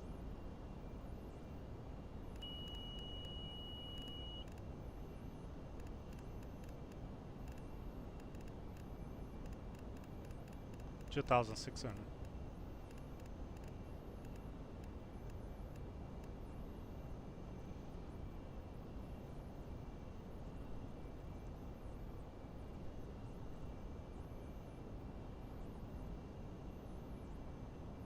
Yeah, this is more realistic to get out the ground speed that we have during cruise and adjust the vertical speed to fly a 3 degrees path or glide slope, if you want to call it, and that's gonna give us a much close to not having too much not having to make any big adjustments.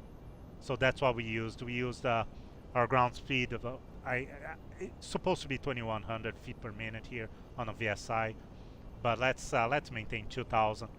That's close enough, and see we're being able to maintain a decent, very close to cruise speed on our descent, so we don't have to change too much. That's a way more that's a more realistic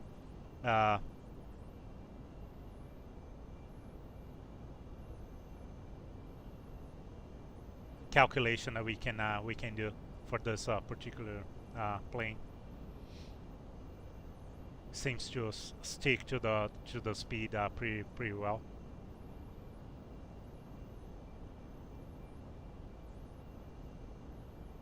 So 313.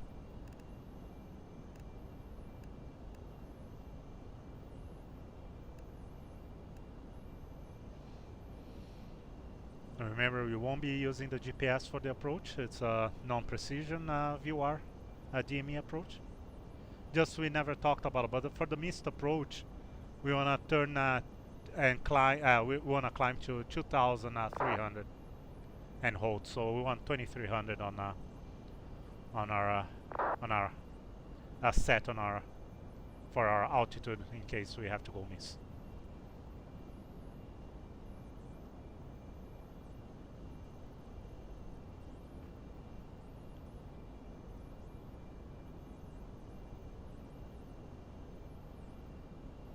So Dolphin VOR is our next waypoint. So that means that we are just over Miami.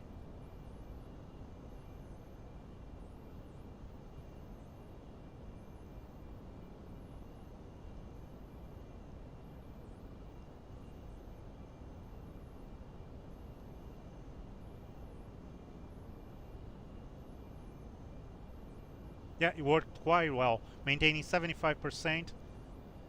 The speed is still roughly 400. We maintained a good airspeed here. Didn't go too crazy. Not having to make too many adjustments. There's a zoom of Miami, courtesy of Garmin's programmers.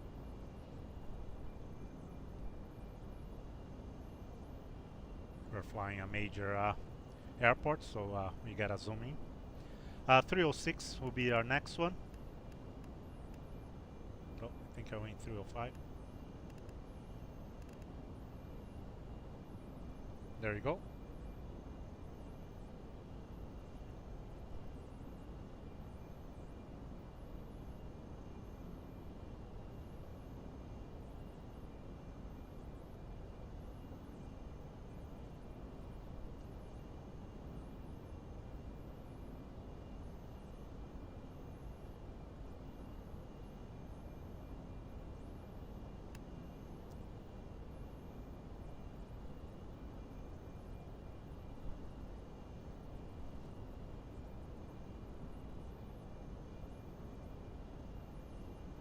Still waiting for Lee County VOR. There's a note too. We didn't talk about it, but there's a note too that Page Airport can be mistaken for Southwest Florida International for Fort Myers. So we just want to keep that in mind. We are gonna see another airport close to just northwest of Fort Myers. But of course, we are IFR, so shouldn't be an issue. I know it happens even to IFR flights. It actually happened fatally fatally injuring two. Actually, they were flying a Learjet in New York on an IFR flight plan. They got all confused and they fatally crashed the Learjet in New York. So it does happen on IFR flight plans. That's why you want to always be on top of the game and paying attention to everything. And it was a two crew flight. It wasn't a single pilot. Yeah, on a Learjet will be a two crew.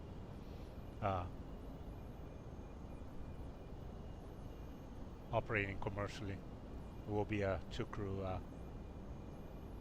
think it's a FAR 121.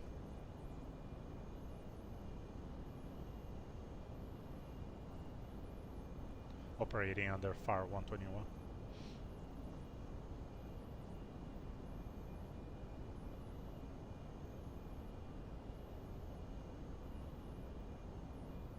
Which here in Canada we call CAR, the CARs, for the civil aviation regulations.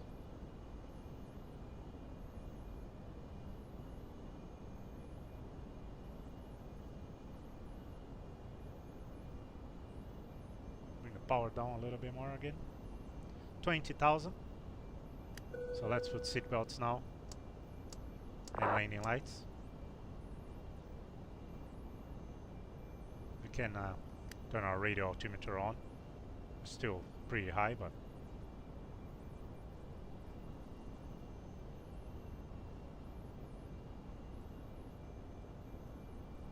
okay. So now we're gonna set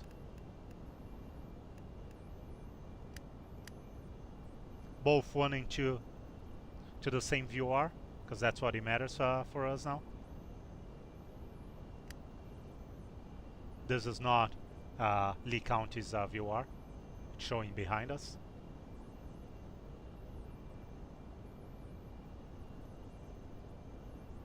.305 is the next. Oh, were we already 305? 306. Next desired track.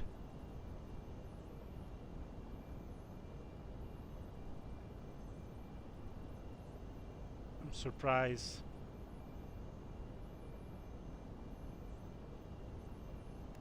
that ForeFlight didn't say nothing about altimeter settings. I think she did already, and just wasn't paying attention. There you go, 290901. It's altimeter setting.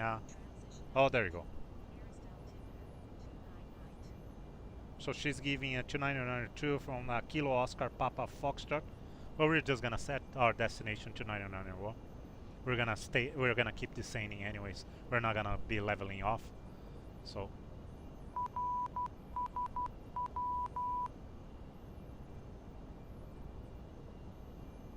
there you go. Let's check nav2. That's Lee County VOR.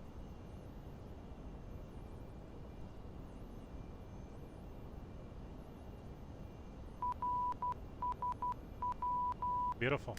So identified nav1 and nav2. Both are tracking the same VOR. It's the only VOR that we need.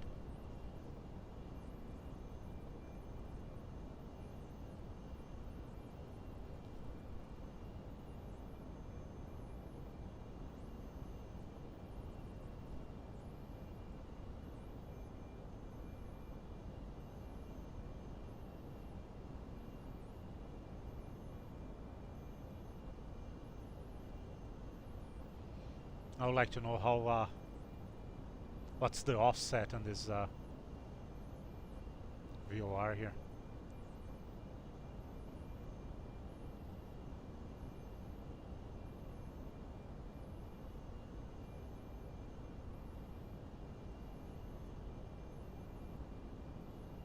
Just out of curiosity.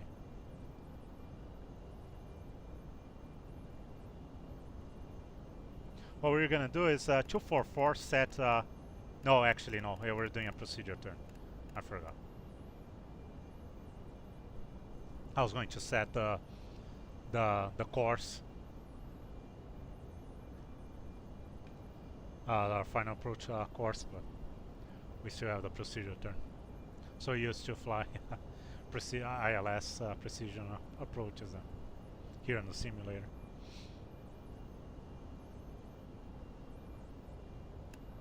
Yeah, we're gonna ditch this weather radar here.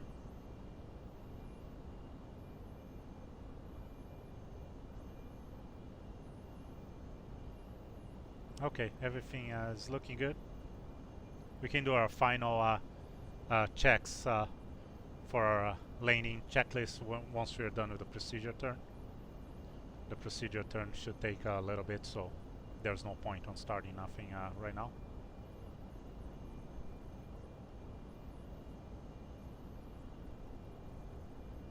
It's gonna give us a nice 10 miles. Oh, that'll be 10 miles from a final approach fix, and another 4.8, so yeah, 15 miles final. So have lots of time once we turn inbound on a procedure turn.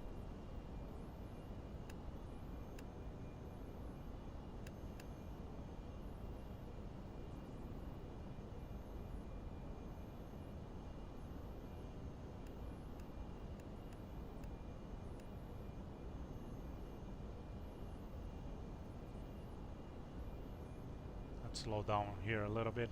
We're approaching 10,000 feet.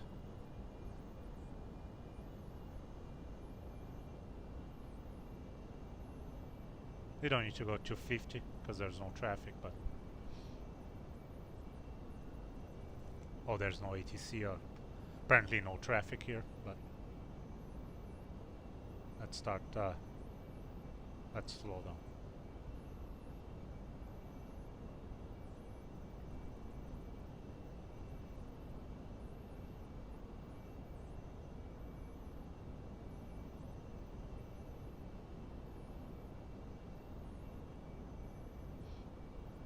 I want to go as quick as possible, especially since we're going to be flying the procedure turn, but we don't want to be ripping around at 300 knots low, right?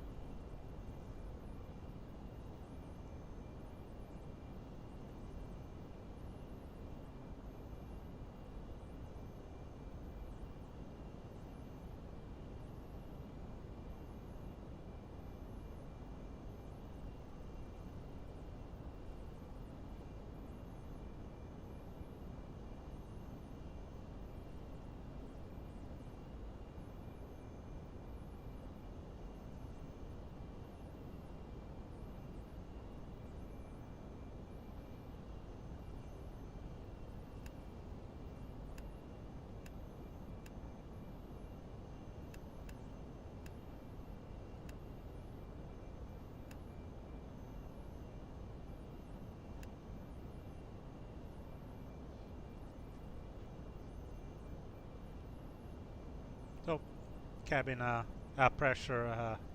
pressurization, everything looks good. All we can do is turn the fan on. So probably getting warm here. stab and wing heat off. I don't think we need it anymore being at 7,000 feet here. So we might end up overheating. There's Fort Lauderdale traffic. Fort Lauderdale is east.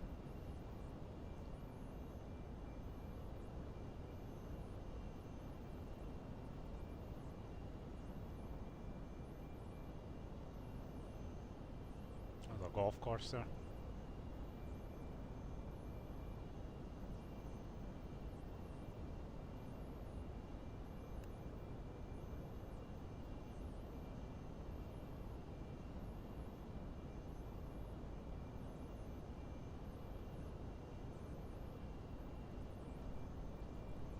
Just one more check on the weather information here. 300 at 8. So not bad. 33 degrees now, plus 33. Still 290901. Yeah, so 300. We're gonna get a 7 knots crosswind. 3 knots headwind. That's the crosswind component. Will be 7 knots. So we have to keep that in mind. It's gonna be coming from our right side. So we're gonna need to compensate for that.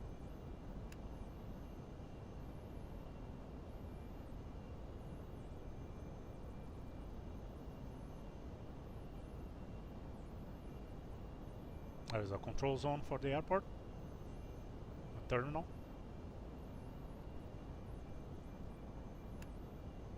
Yeah.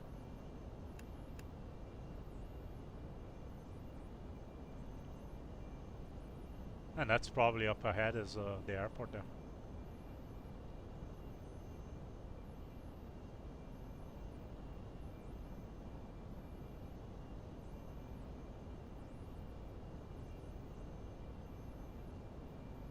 Yeah, really smooth descent here. I know we are not respecting 250, but we are not going too much above that the speed. Really nice. We didn't have to change too much. No variations on no changes on vertical speed, no changing on power too much, no changes. Like very smooth. It have been pretty pleasant for the passengers. There's some antennas there.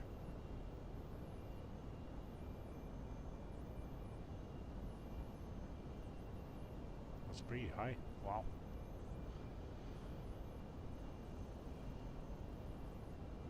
This is Corfu. This is a missed approach flight plan here. So if you go missed, you have to come back to this, Corfu and hold here. You have to do a parallel entry, coming back from this, coming back this way. It's a right-hand turn for that hold. So standard. So we're gonna have to. The entry is gonna be parallel, coming from the airport, coming from the VOR. It's 140 the radio from Lee County VOR to reach Corfu there. 140 and parallel entry. I will show one day. Hey, Precision! Good to see you here. Thank you. Yes, perfect timing. So yeah, I'll show another day the different types of entry, hold entries. But it will be a parallel if we have to hold there. That's the airport. Fort Myers traffic, Learjet 25 Delta Bravo X-Ray Papa, just inbound Lee County VOR. We're going to be flying VOR DME runway 24, full procedure. So we're going to be starting our procedure turn pretty soon. We're now at 2,600. Any traffic inbound Fort Myers, please advise. Delta Bravo X-Ray Papa, thank you. You could do a visual, do a VFR circuit pattern here, but I didn't know how good the weather was going to be. Okay. Oh, that's the other airport that is on a plate page that said it can be mistaken by Fort Myers. There you go. That's the other one.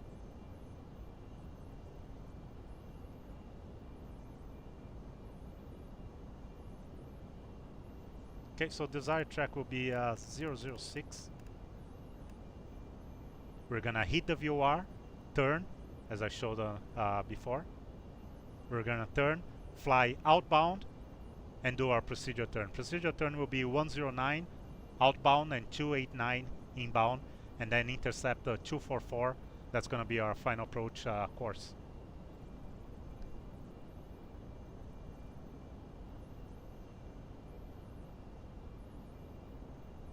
So we're gonna maintain 2,600 until our procedure turn. Then we're gonna descend to 1,600. So we're gonna be flying. Just wanna make sure that everything's fine, so I don't have to worry too much about anything. Yeah, everything looks fine. Is looking fine. So we're gonna be flying. We're gonna do our S to join the outbound. Fly our procedure turn. So procedure turn will be 109 outbound and 289 inbound, and this one is 244, the final approach course.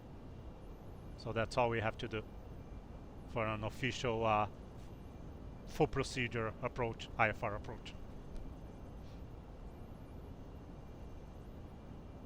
Pretty easy with a 530. He will do. He does everything for you, so don't have to worry too much. What we should be doing now is bringing the power down a little bit more. We don't want to blow on these turns. We want to be slow. So I'm gonna bring spoilers, give a little bit more power, but bring spoilers down, so we maintain roughly 200. A little bit more, a little bit less.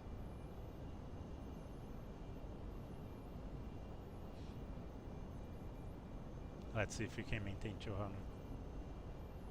We don't want to go, the problem is the Learjet, we don't want to go lower than 70% RPM, so it gets really hard to slow down when you still have to maintain 70% power on both engines.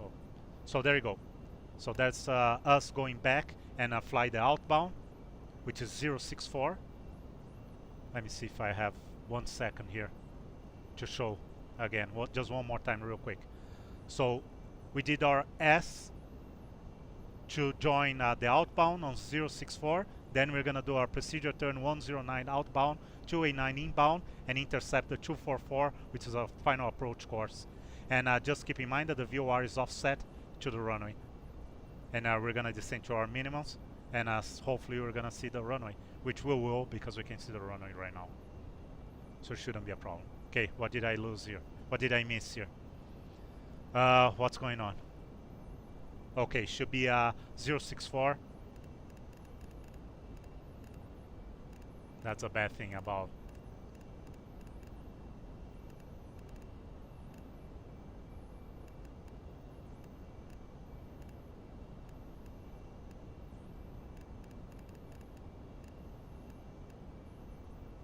So 109, turn right to 109 in 5 seconds.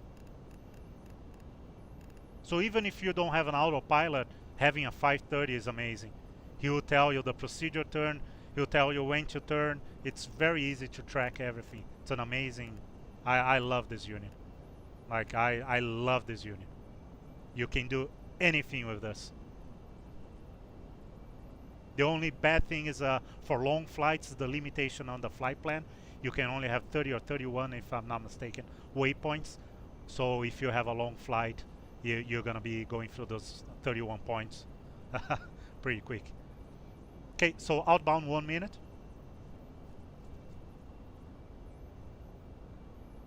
We're gonna do our checks here. So everything that is off, pitot is gonna stay on, landing light is on. Everything else here is looking good. We're gonna set our reversers on right away. Pressure, cabin pressure, everything is already good.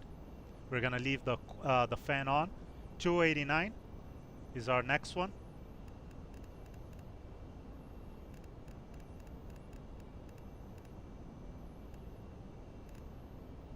I could have done the other way. Oh, too much. And then of course we're gonna disengage the GPS mode and fly VLOC. A non-precision approach, and it's not an RNAV approach on top of it, so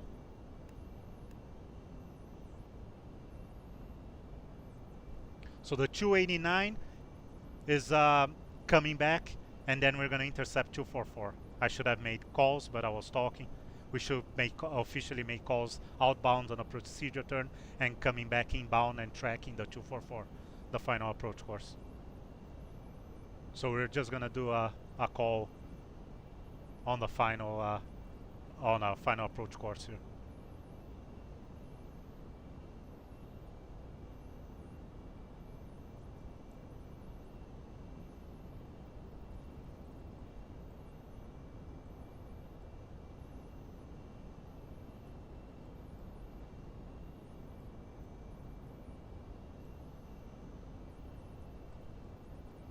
Fort Myers traffic, Learjet 25 Delta Bravo X with Papa, 15 miles, final VOR DME runway 24.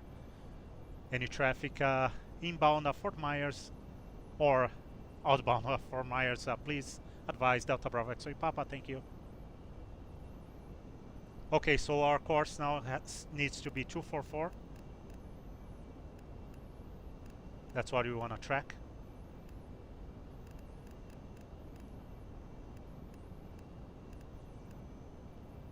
Everything's looking good. We have 8 degrees flap right now. We have the airport in sight.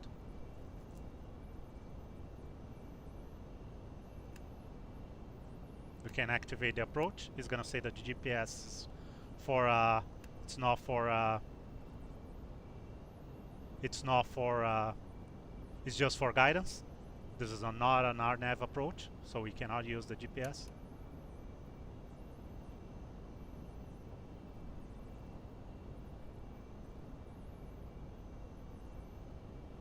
And remember, we have a crosswind coming from the right, so we're gonna have to compensate. But it's very easy with 530, we can see our deviation here.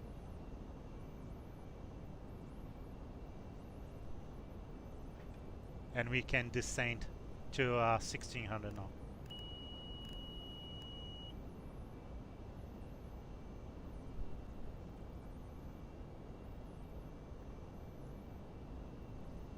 We have the runway in sight, we should just disengage the autopilot. Just wanted to show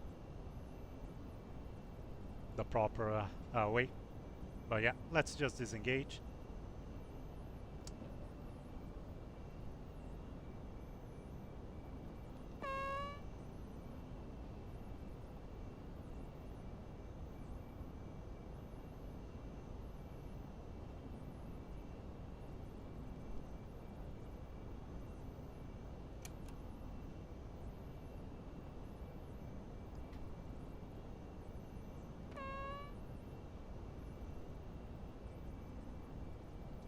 Gear down.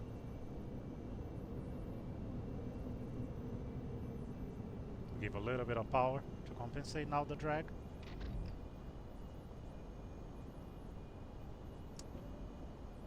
And flaps full.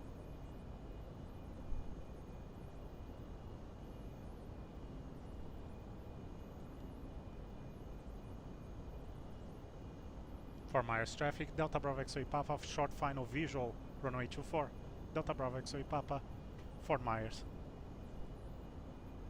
There we go. We want roughly 140. That's what I like with this Learjet. At least here. I don't know if it's a good number in real life. And remember, we have a crosswind coming from the right. 7 knots. There's our decision height, which now we can set to our missed approach, 2300. There you go. So we're gonna bank towards the wind and straight our nose. Don't sink. Oh, there's always a GPWS bothering us. And straighten our nose using the rotor pedals.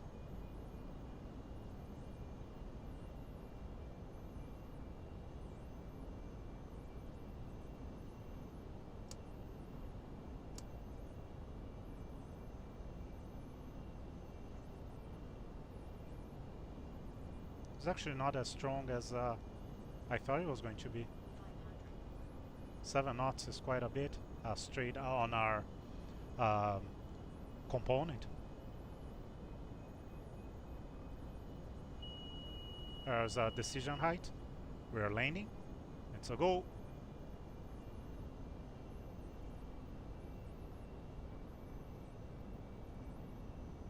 It is a go.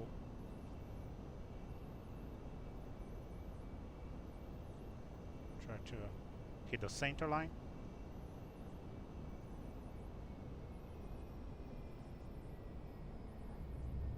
There we go. Reversers. Not that we need. It's a long runway, but might as well. Okay. Enough.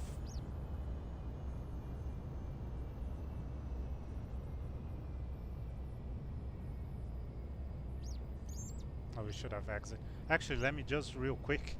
Another thing that I should have done is studied at the airport. North ramp. I would say north ramp should be it's to the right anyways. The terminal is to the left, but we are definitely not parking a Learjet there. So let's take this Alpha 6 here.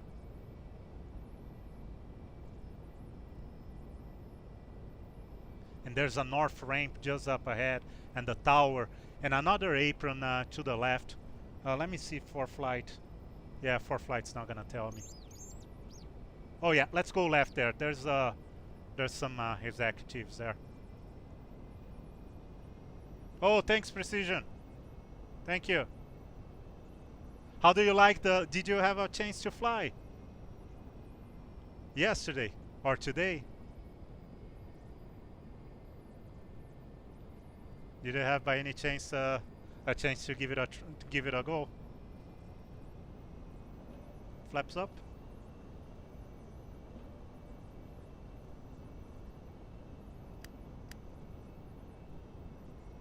Fort Myers traffic Delta Bravo X-ray Papa clear runway 24 at Alpha 6, and I'm gonna be taxiing to the apron on the northwest, the GA apron via Alpha 6 and Alpha 4. Any traffic, please advise Delta Bravo X-ray Papa. Thank you. How do you like it?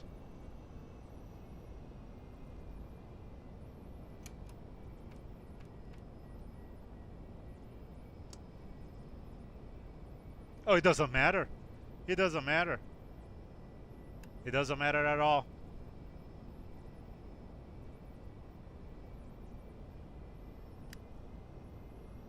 It really doesn't matter. Nice. Yeah, it's a good idea to read the manual. That's for sure.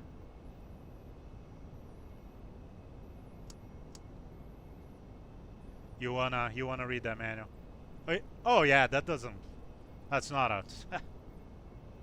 There's no right or wrong way. Don't let people tell you that using this or that as you're not flying properly. It doesn't matter.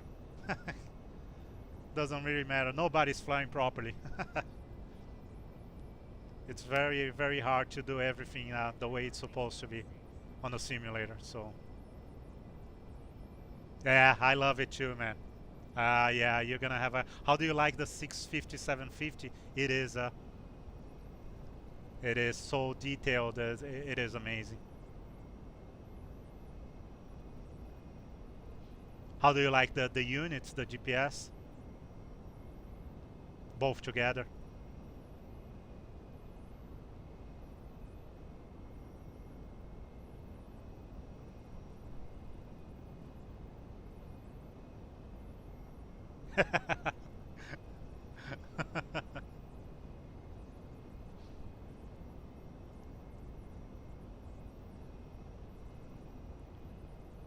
Are you oh, okay. I thought because you had one, I thought you used to. Yes, I thought um, you had some kind of experience because you had the other one already, right? I thought you were using the other one. I see. You know they have the manual, and you can use the trainer.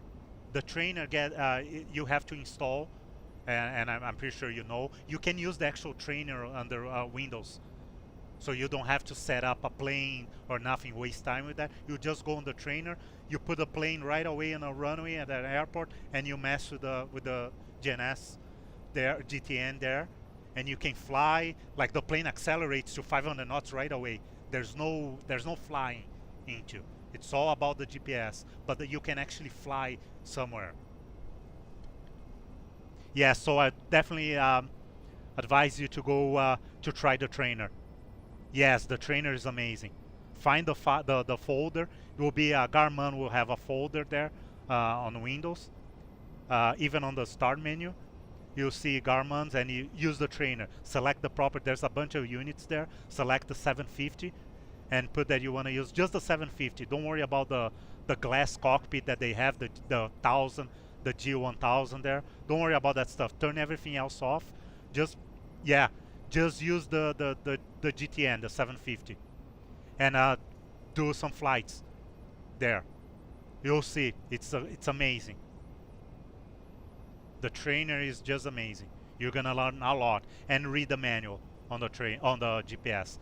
They have I know the manual is long, probably 500, 600 pages, but go through it. Like check the section that you want to learn, and just go through it real quick. Don't read the whole thing like I had to in real life for the 530 430 at the time, but you don't have to.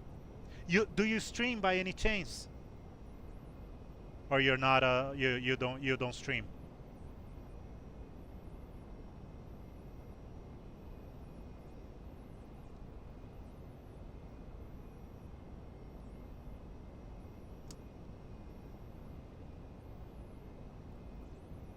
Okay, I was going to say, if you stream, you could stream one day, or at least even if you don't make it public, if you don't want, I could watch and help you out if you wanted some insight on the GPS and the plane too. Just keep in mind, I'm not type rated on the Learjet, and I told before I have no real world experience with the GTN, but I'm a little bit a few steps ahead of you because I've been flying the plane, so I could give you some insights if you want it, of course.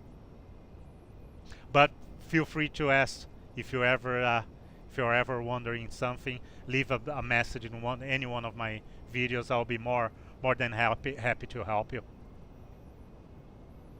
I can even send you my email if you want.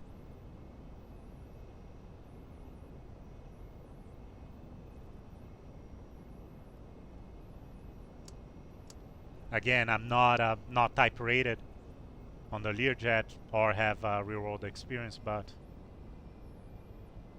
I do have with the 530, 430 and other planes, right? Oh, thank you. Yeah, I mean, but having to fly at the same time is really hard. Sometimes the explanation and the actual suffers a little bit. Sometimes it's the flying, because it's really hard to do both well, fly properly and at the same time talk a lot and not miss anything. So sometimes one thing it's really hard to do both great properly at the same time. But I try my best. Yes, I am. I've been I got my commercial license in 2010, and I was a aircraft maintenance engineer. I've been an aircraft maintenance engineer since 1996. So yeah, I've been in the aviation industry for quite a while.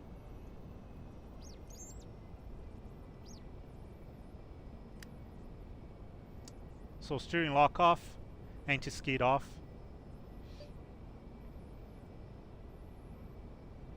I forgot to see, forgot to set uh, the seat belts, but it doesn't matter. So everything is looking good. We can turn this off right away. Everything else is off. Oh, there we go. We have the transfer. We can set the transfer back to off. We're gonna get a low fuel, but it doesn't matter. We're gonna shut it down right away. So idle, parking brake, engine 1, engine 2 off, and that officially marks the end of this flight. Actually, now officially marks opening the door. I should have, it's okay. I was going to call that we are off everything there, but it doesn't matter. GPS off. All the avionics they are off. Passenger oxygen off. Valve there off. Jet pumps off. Then beacon nav off. Inverters can go off now that are gonna lose power in our instruments, and radio master goes off, the rest of the vacuum and everything, and the GPS shouldn't have any power anymore. So we're good to go. Everything is looking good. We can set oh, wrong one. It's this one that we want. The blocks and everything. And batteries can go off. There you go.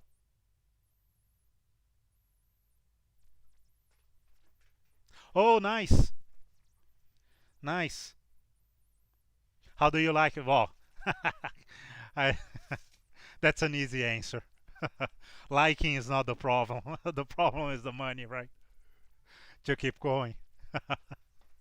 Liking, I find it hard to believe that someone will not like it. But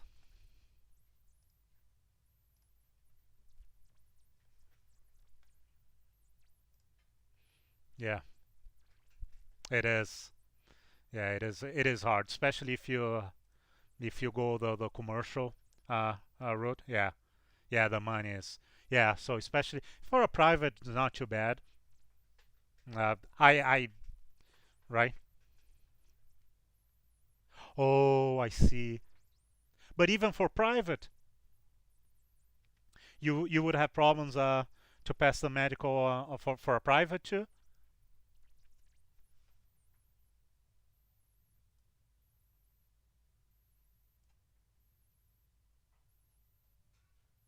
Sorry, and you don't need to answer if it's to a personal question. Are you in the U.S. by any chance, or Canada?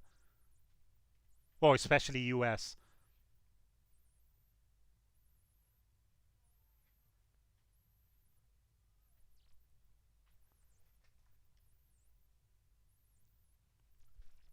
Okay, yeah, because you have the sports light and all those other categories that, right? The U.S. is a little bit more, right? It's not as strict as Transport Canada is here in Canada. So I don't know. Have you looked into that kind of stuff to see if I know there's like I said, the sports light category and all that stuff. I know there's some license there that you basically have to show up, sign your name one day, and you're flying. So yes, yeah, to get a certificate, a sports light certificate. Yeah, it's something that and I bet it doesn't cost much. I don't know. I mean, it is a lot of money, but compared to other things in aviation, it's not. That's what I mean, right? Not gonna. I'm no millionaire, so and if you know people in aviation, you know that pilots don't make money compared to the expenses, right? It's if you wanna make money, you like commercial pilots, the last of the professions that you should choose in your life because it's not. Yeah. Oh, yeah. I can see that. Yeah. Yeah. I can see that, and I can relate to it. When I got my commercial and I got the first few jobs were horrible, and then I stopped working, and I kind of gave up on flight simulator too, because I got kind of got upset with the industry, even though I knew what I was gonna be facing. Right, it wasn't a surprise, but that hit me, and I kind of left flight simming too. I said, you know what, I don't even want to, I right, it was bothering me too much.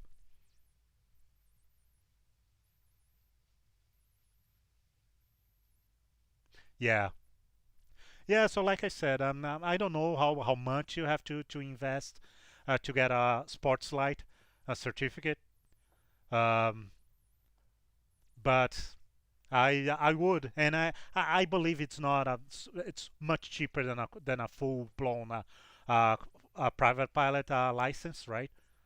And in your case, I know the medical will be you won't be as strict either, right? I know there's a lot of restrictions on the flying that you can do, but really, the fact that you're gonna be able to fly once in a while will be, I'm pretty sure, will make you happy.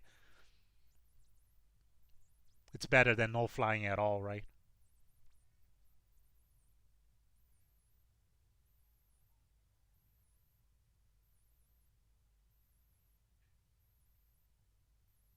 Yeah, no night flying. Yeah, definitely no night flying. But right, it would be it would have been nice to, but yeah, I know. But at the same time, if you think about it, it's gonna be cheaper too, right? Even if you decide one day to buy a share on a plane, or even get your own, it's gonna be much cheaper, right? Than going after a 172 or 182 or a Cherokee Comanche or whatnot, right?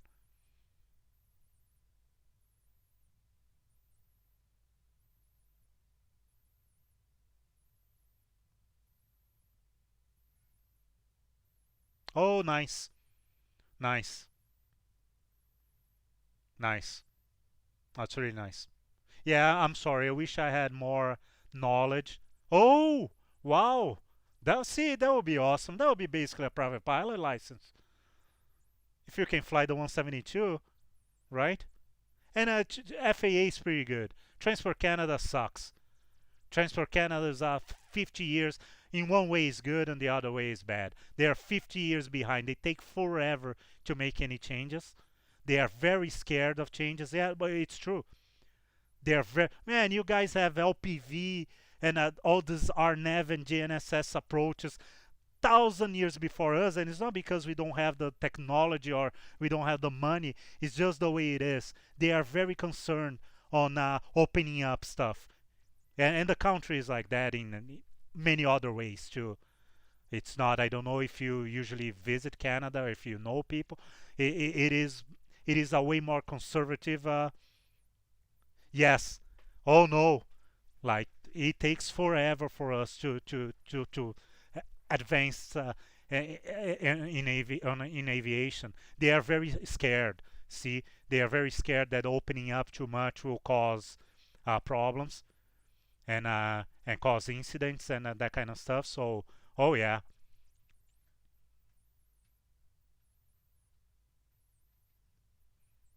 So it took forever for us to be able to use a GPS uh, and fly LPVs and LNAV, VNAV, like forever.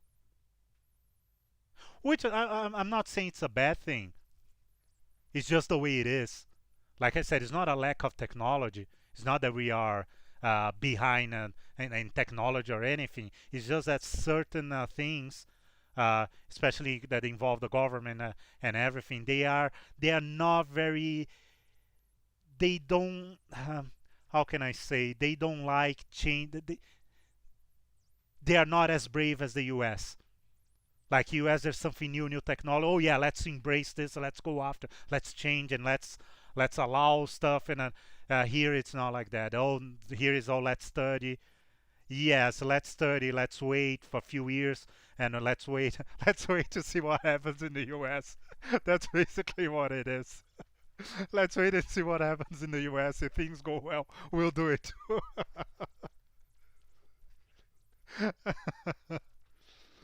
That's basically what it is. That's basically what the mindset at Transfer Canada is. Oh yeah, let's the US come up with all that stuff, and then we just if it goes well, we copy it. If it doesn't go well, yeah, yeah. Which for you guys is good because you guys are always up ahead on all the technology stuff and all this stuff that makes especially flying much easier, right? It's good. It's good. And but like I said, at the same time, I understand why here there's a little bit of a fear of embracing newer stuff and change radical changes without giving time to see if it's gonna work or not, right? So there's a good side and a bad side on both, right? On both school of thought. No, it's not. No, no, it's not. No, uh, there's no requirement here in Canada yet. But as soon as you guys talked about it, I thought, oh man, this is coming here too. This is gonna come here too, guaranteed.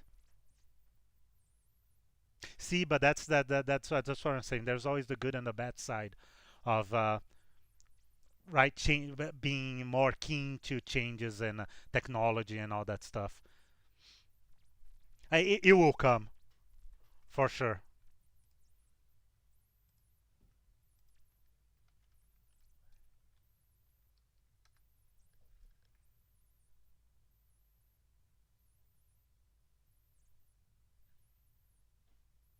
So yes, oh yes, no, definitely, and it costs a lot of money to install, like anything, right? Like absolutely anything in aviation, but it is a good thing. It is a good thing. It's just that, right? You're gonna be forcing uh, some private owners that right to install something that is gonna cost a lot of money. And you have to see to your precision that the air traffic in US is 50 times bigger than the air traffic in Canada. So, right, for you guys, especially in the busier regions, it is like a lot of traffic. We don't see the same traffic here, right? The GA, especially the GA the commercial traffic, even the commercial traffic is ridiculous compared to the American, the US traffic, right? But the GA too, like it's basically nothing compared to the American one. So it's a completely different industry, right? While you guys are always desperate for pilots, us it goes on in waves. Like it is not a big, it's not a big industry here in Canada. If you think about it, half of the country, the top half of the country is basically empty. So there's no flying whatsoever happening. There is flying, right? But it's not like you don't see GA flying up north, right? And in the US, you see from New York all the way down to Florida, there's flying, right? There's GA flying all the time, and commercial flights, and they're all big centers, south and north, right? Here is just south. There's nothing north, right? I don't want to down like not saying that it's right. There's of course towns and everything. Yeah, so you go from New York, from Boston, yes, all the way to Florida. It's just ridiculous, right? It's one big city after another big city, like big centers, and it is everywhere. And you go west, you go to Philadelphia, like it's everywhere. Everywhere you go, it's big centers, right? And you don't see this here.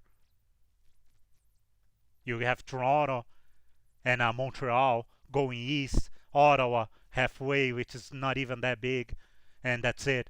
And then when you move west here, you have Vancouver and Calgary and Edmonton, which is, I mean, compared to US standards for a big metropolis, is nothing, right?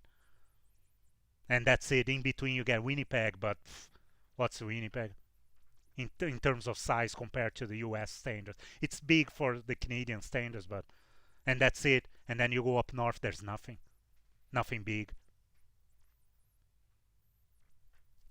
So basically half of the country, the top half, is there's a like I've mentioned, there's no GA going on, right? And the southern half is, it's not even that populated to have enough traffic. If we don't have enough population, even less population that can afford buying a GA planes and flying. Yes, to Philadelphia. I used to have a friend when I did my training in Ottawa and Cornwall, which is right at the border. No, I don't need. If the flight is a Canadian flight, I don't need nothing.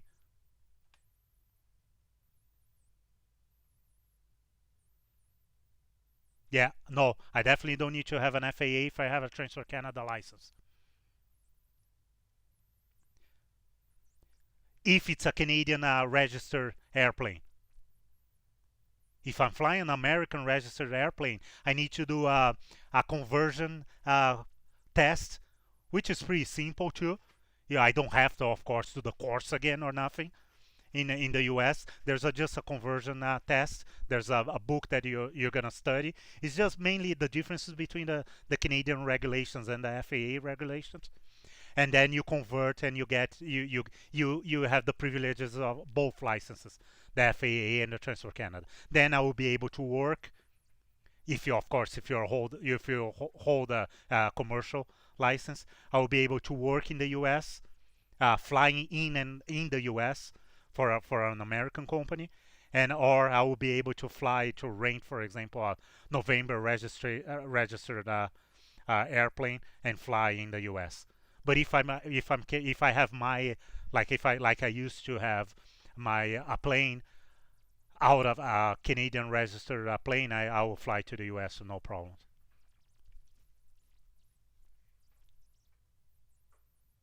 No, I don't. You don't even need to. You don't even need to worry about anything other than customs, of course.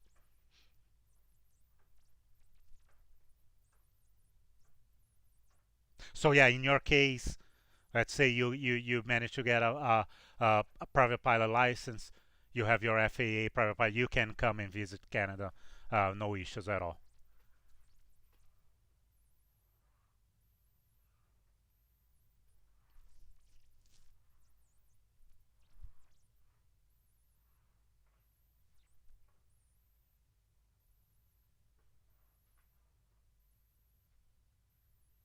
Yeah, you shouldn't.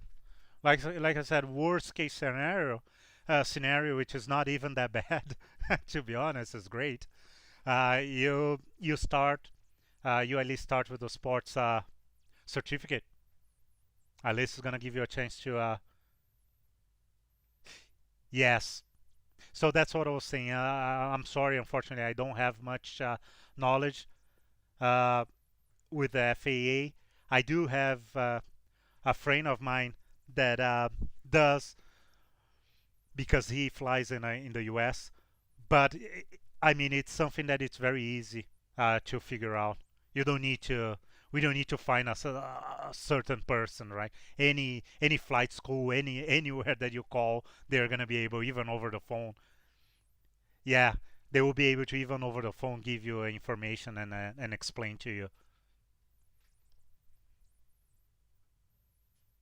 Oh, I see. Hmm.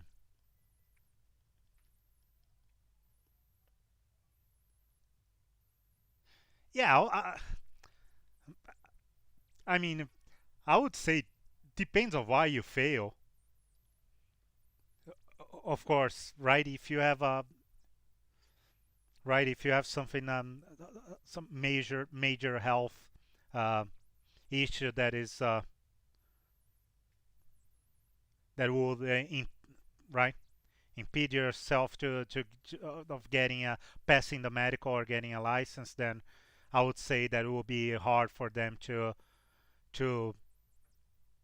for you to go again with still having the same issue and right.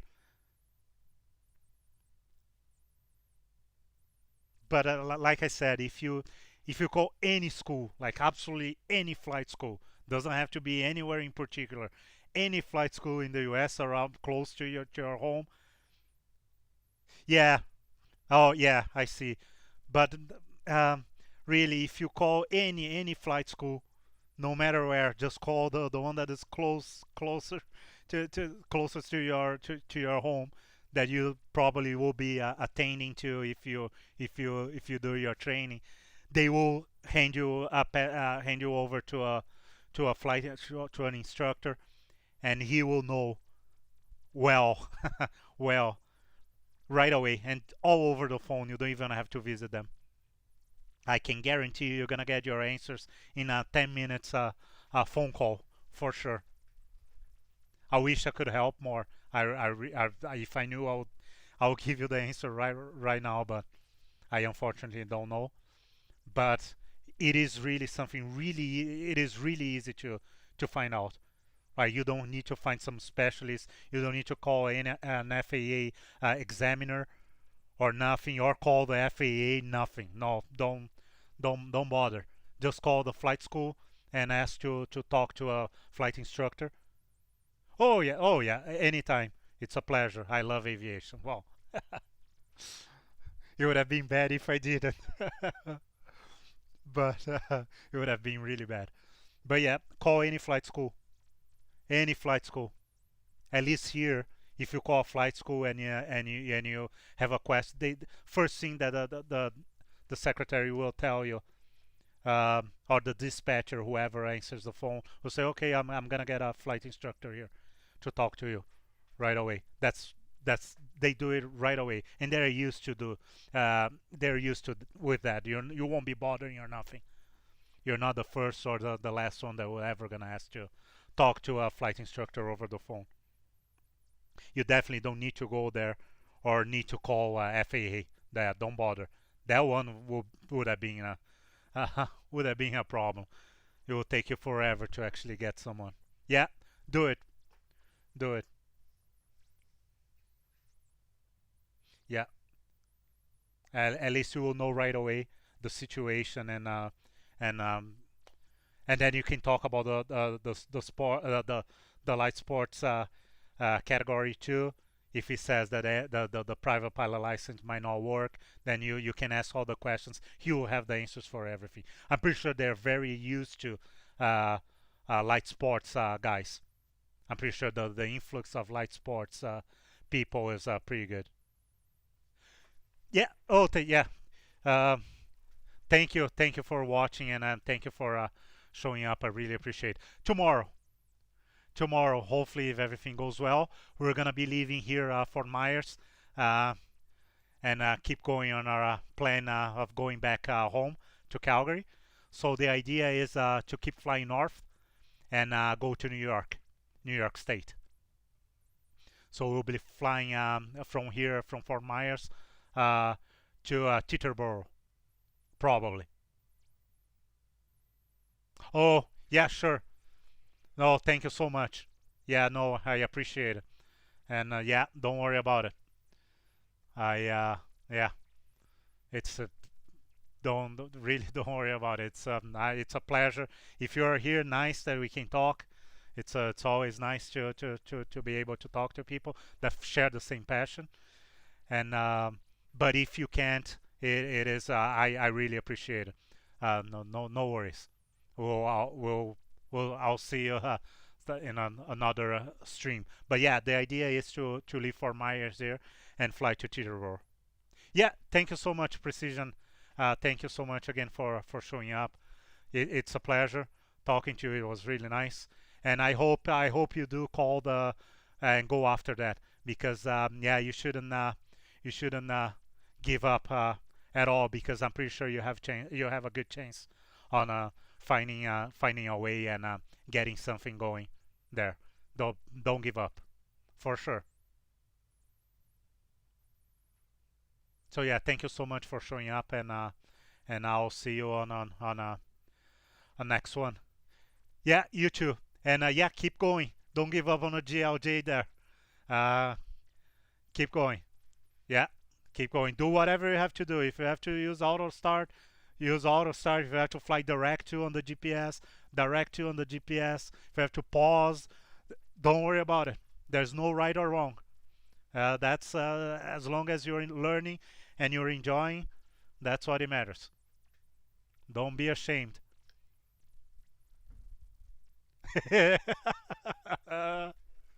Yeah. Oh, nice. Yeah, don't worry. You just we're here just to enjoy. This is a hobby after all. It's really not, shouldn't stress anyone out. Thank you. Good night for you too, and I'll see you next time. Thank you very much. And for everybody else, anyone else watching uh, the stream or watching the VOD, thank you so much for your time. I appreciate it. If you have any questions, please leave a message, comments, complaints, anything. Leave a message in the comment section. I'll be more than happy to read, and I'll make the adjustments needed. Thank you so much, and I'll see you guys next time.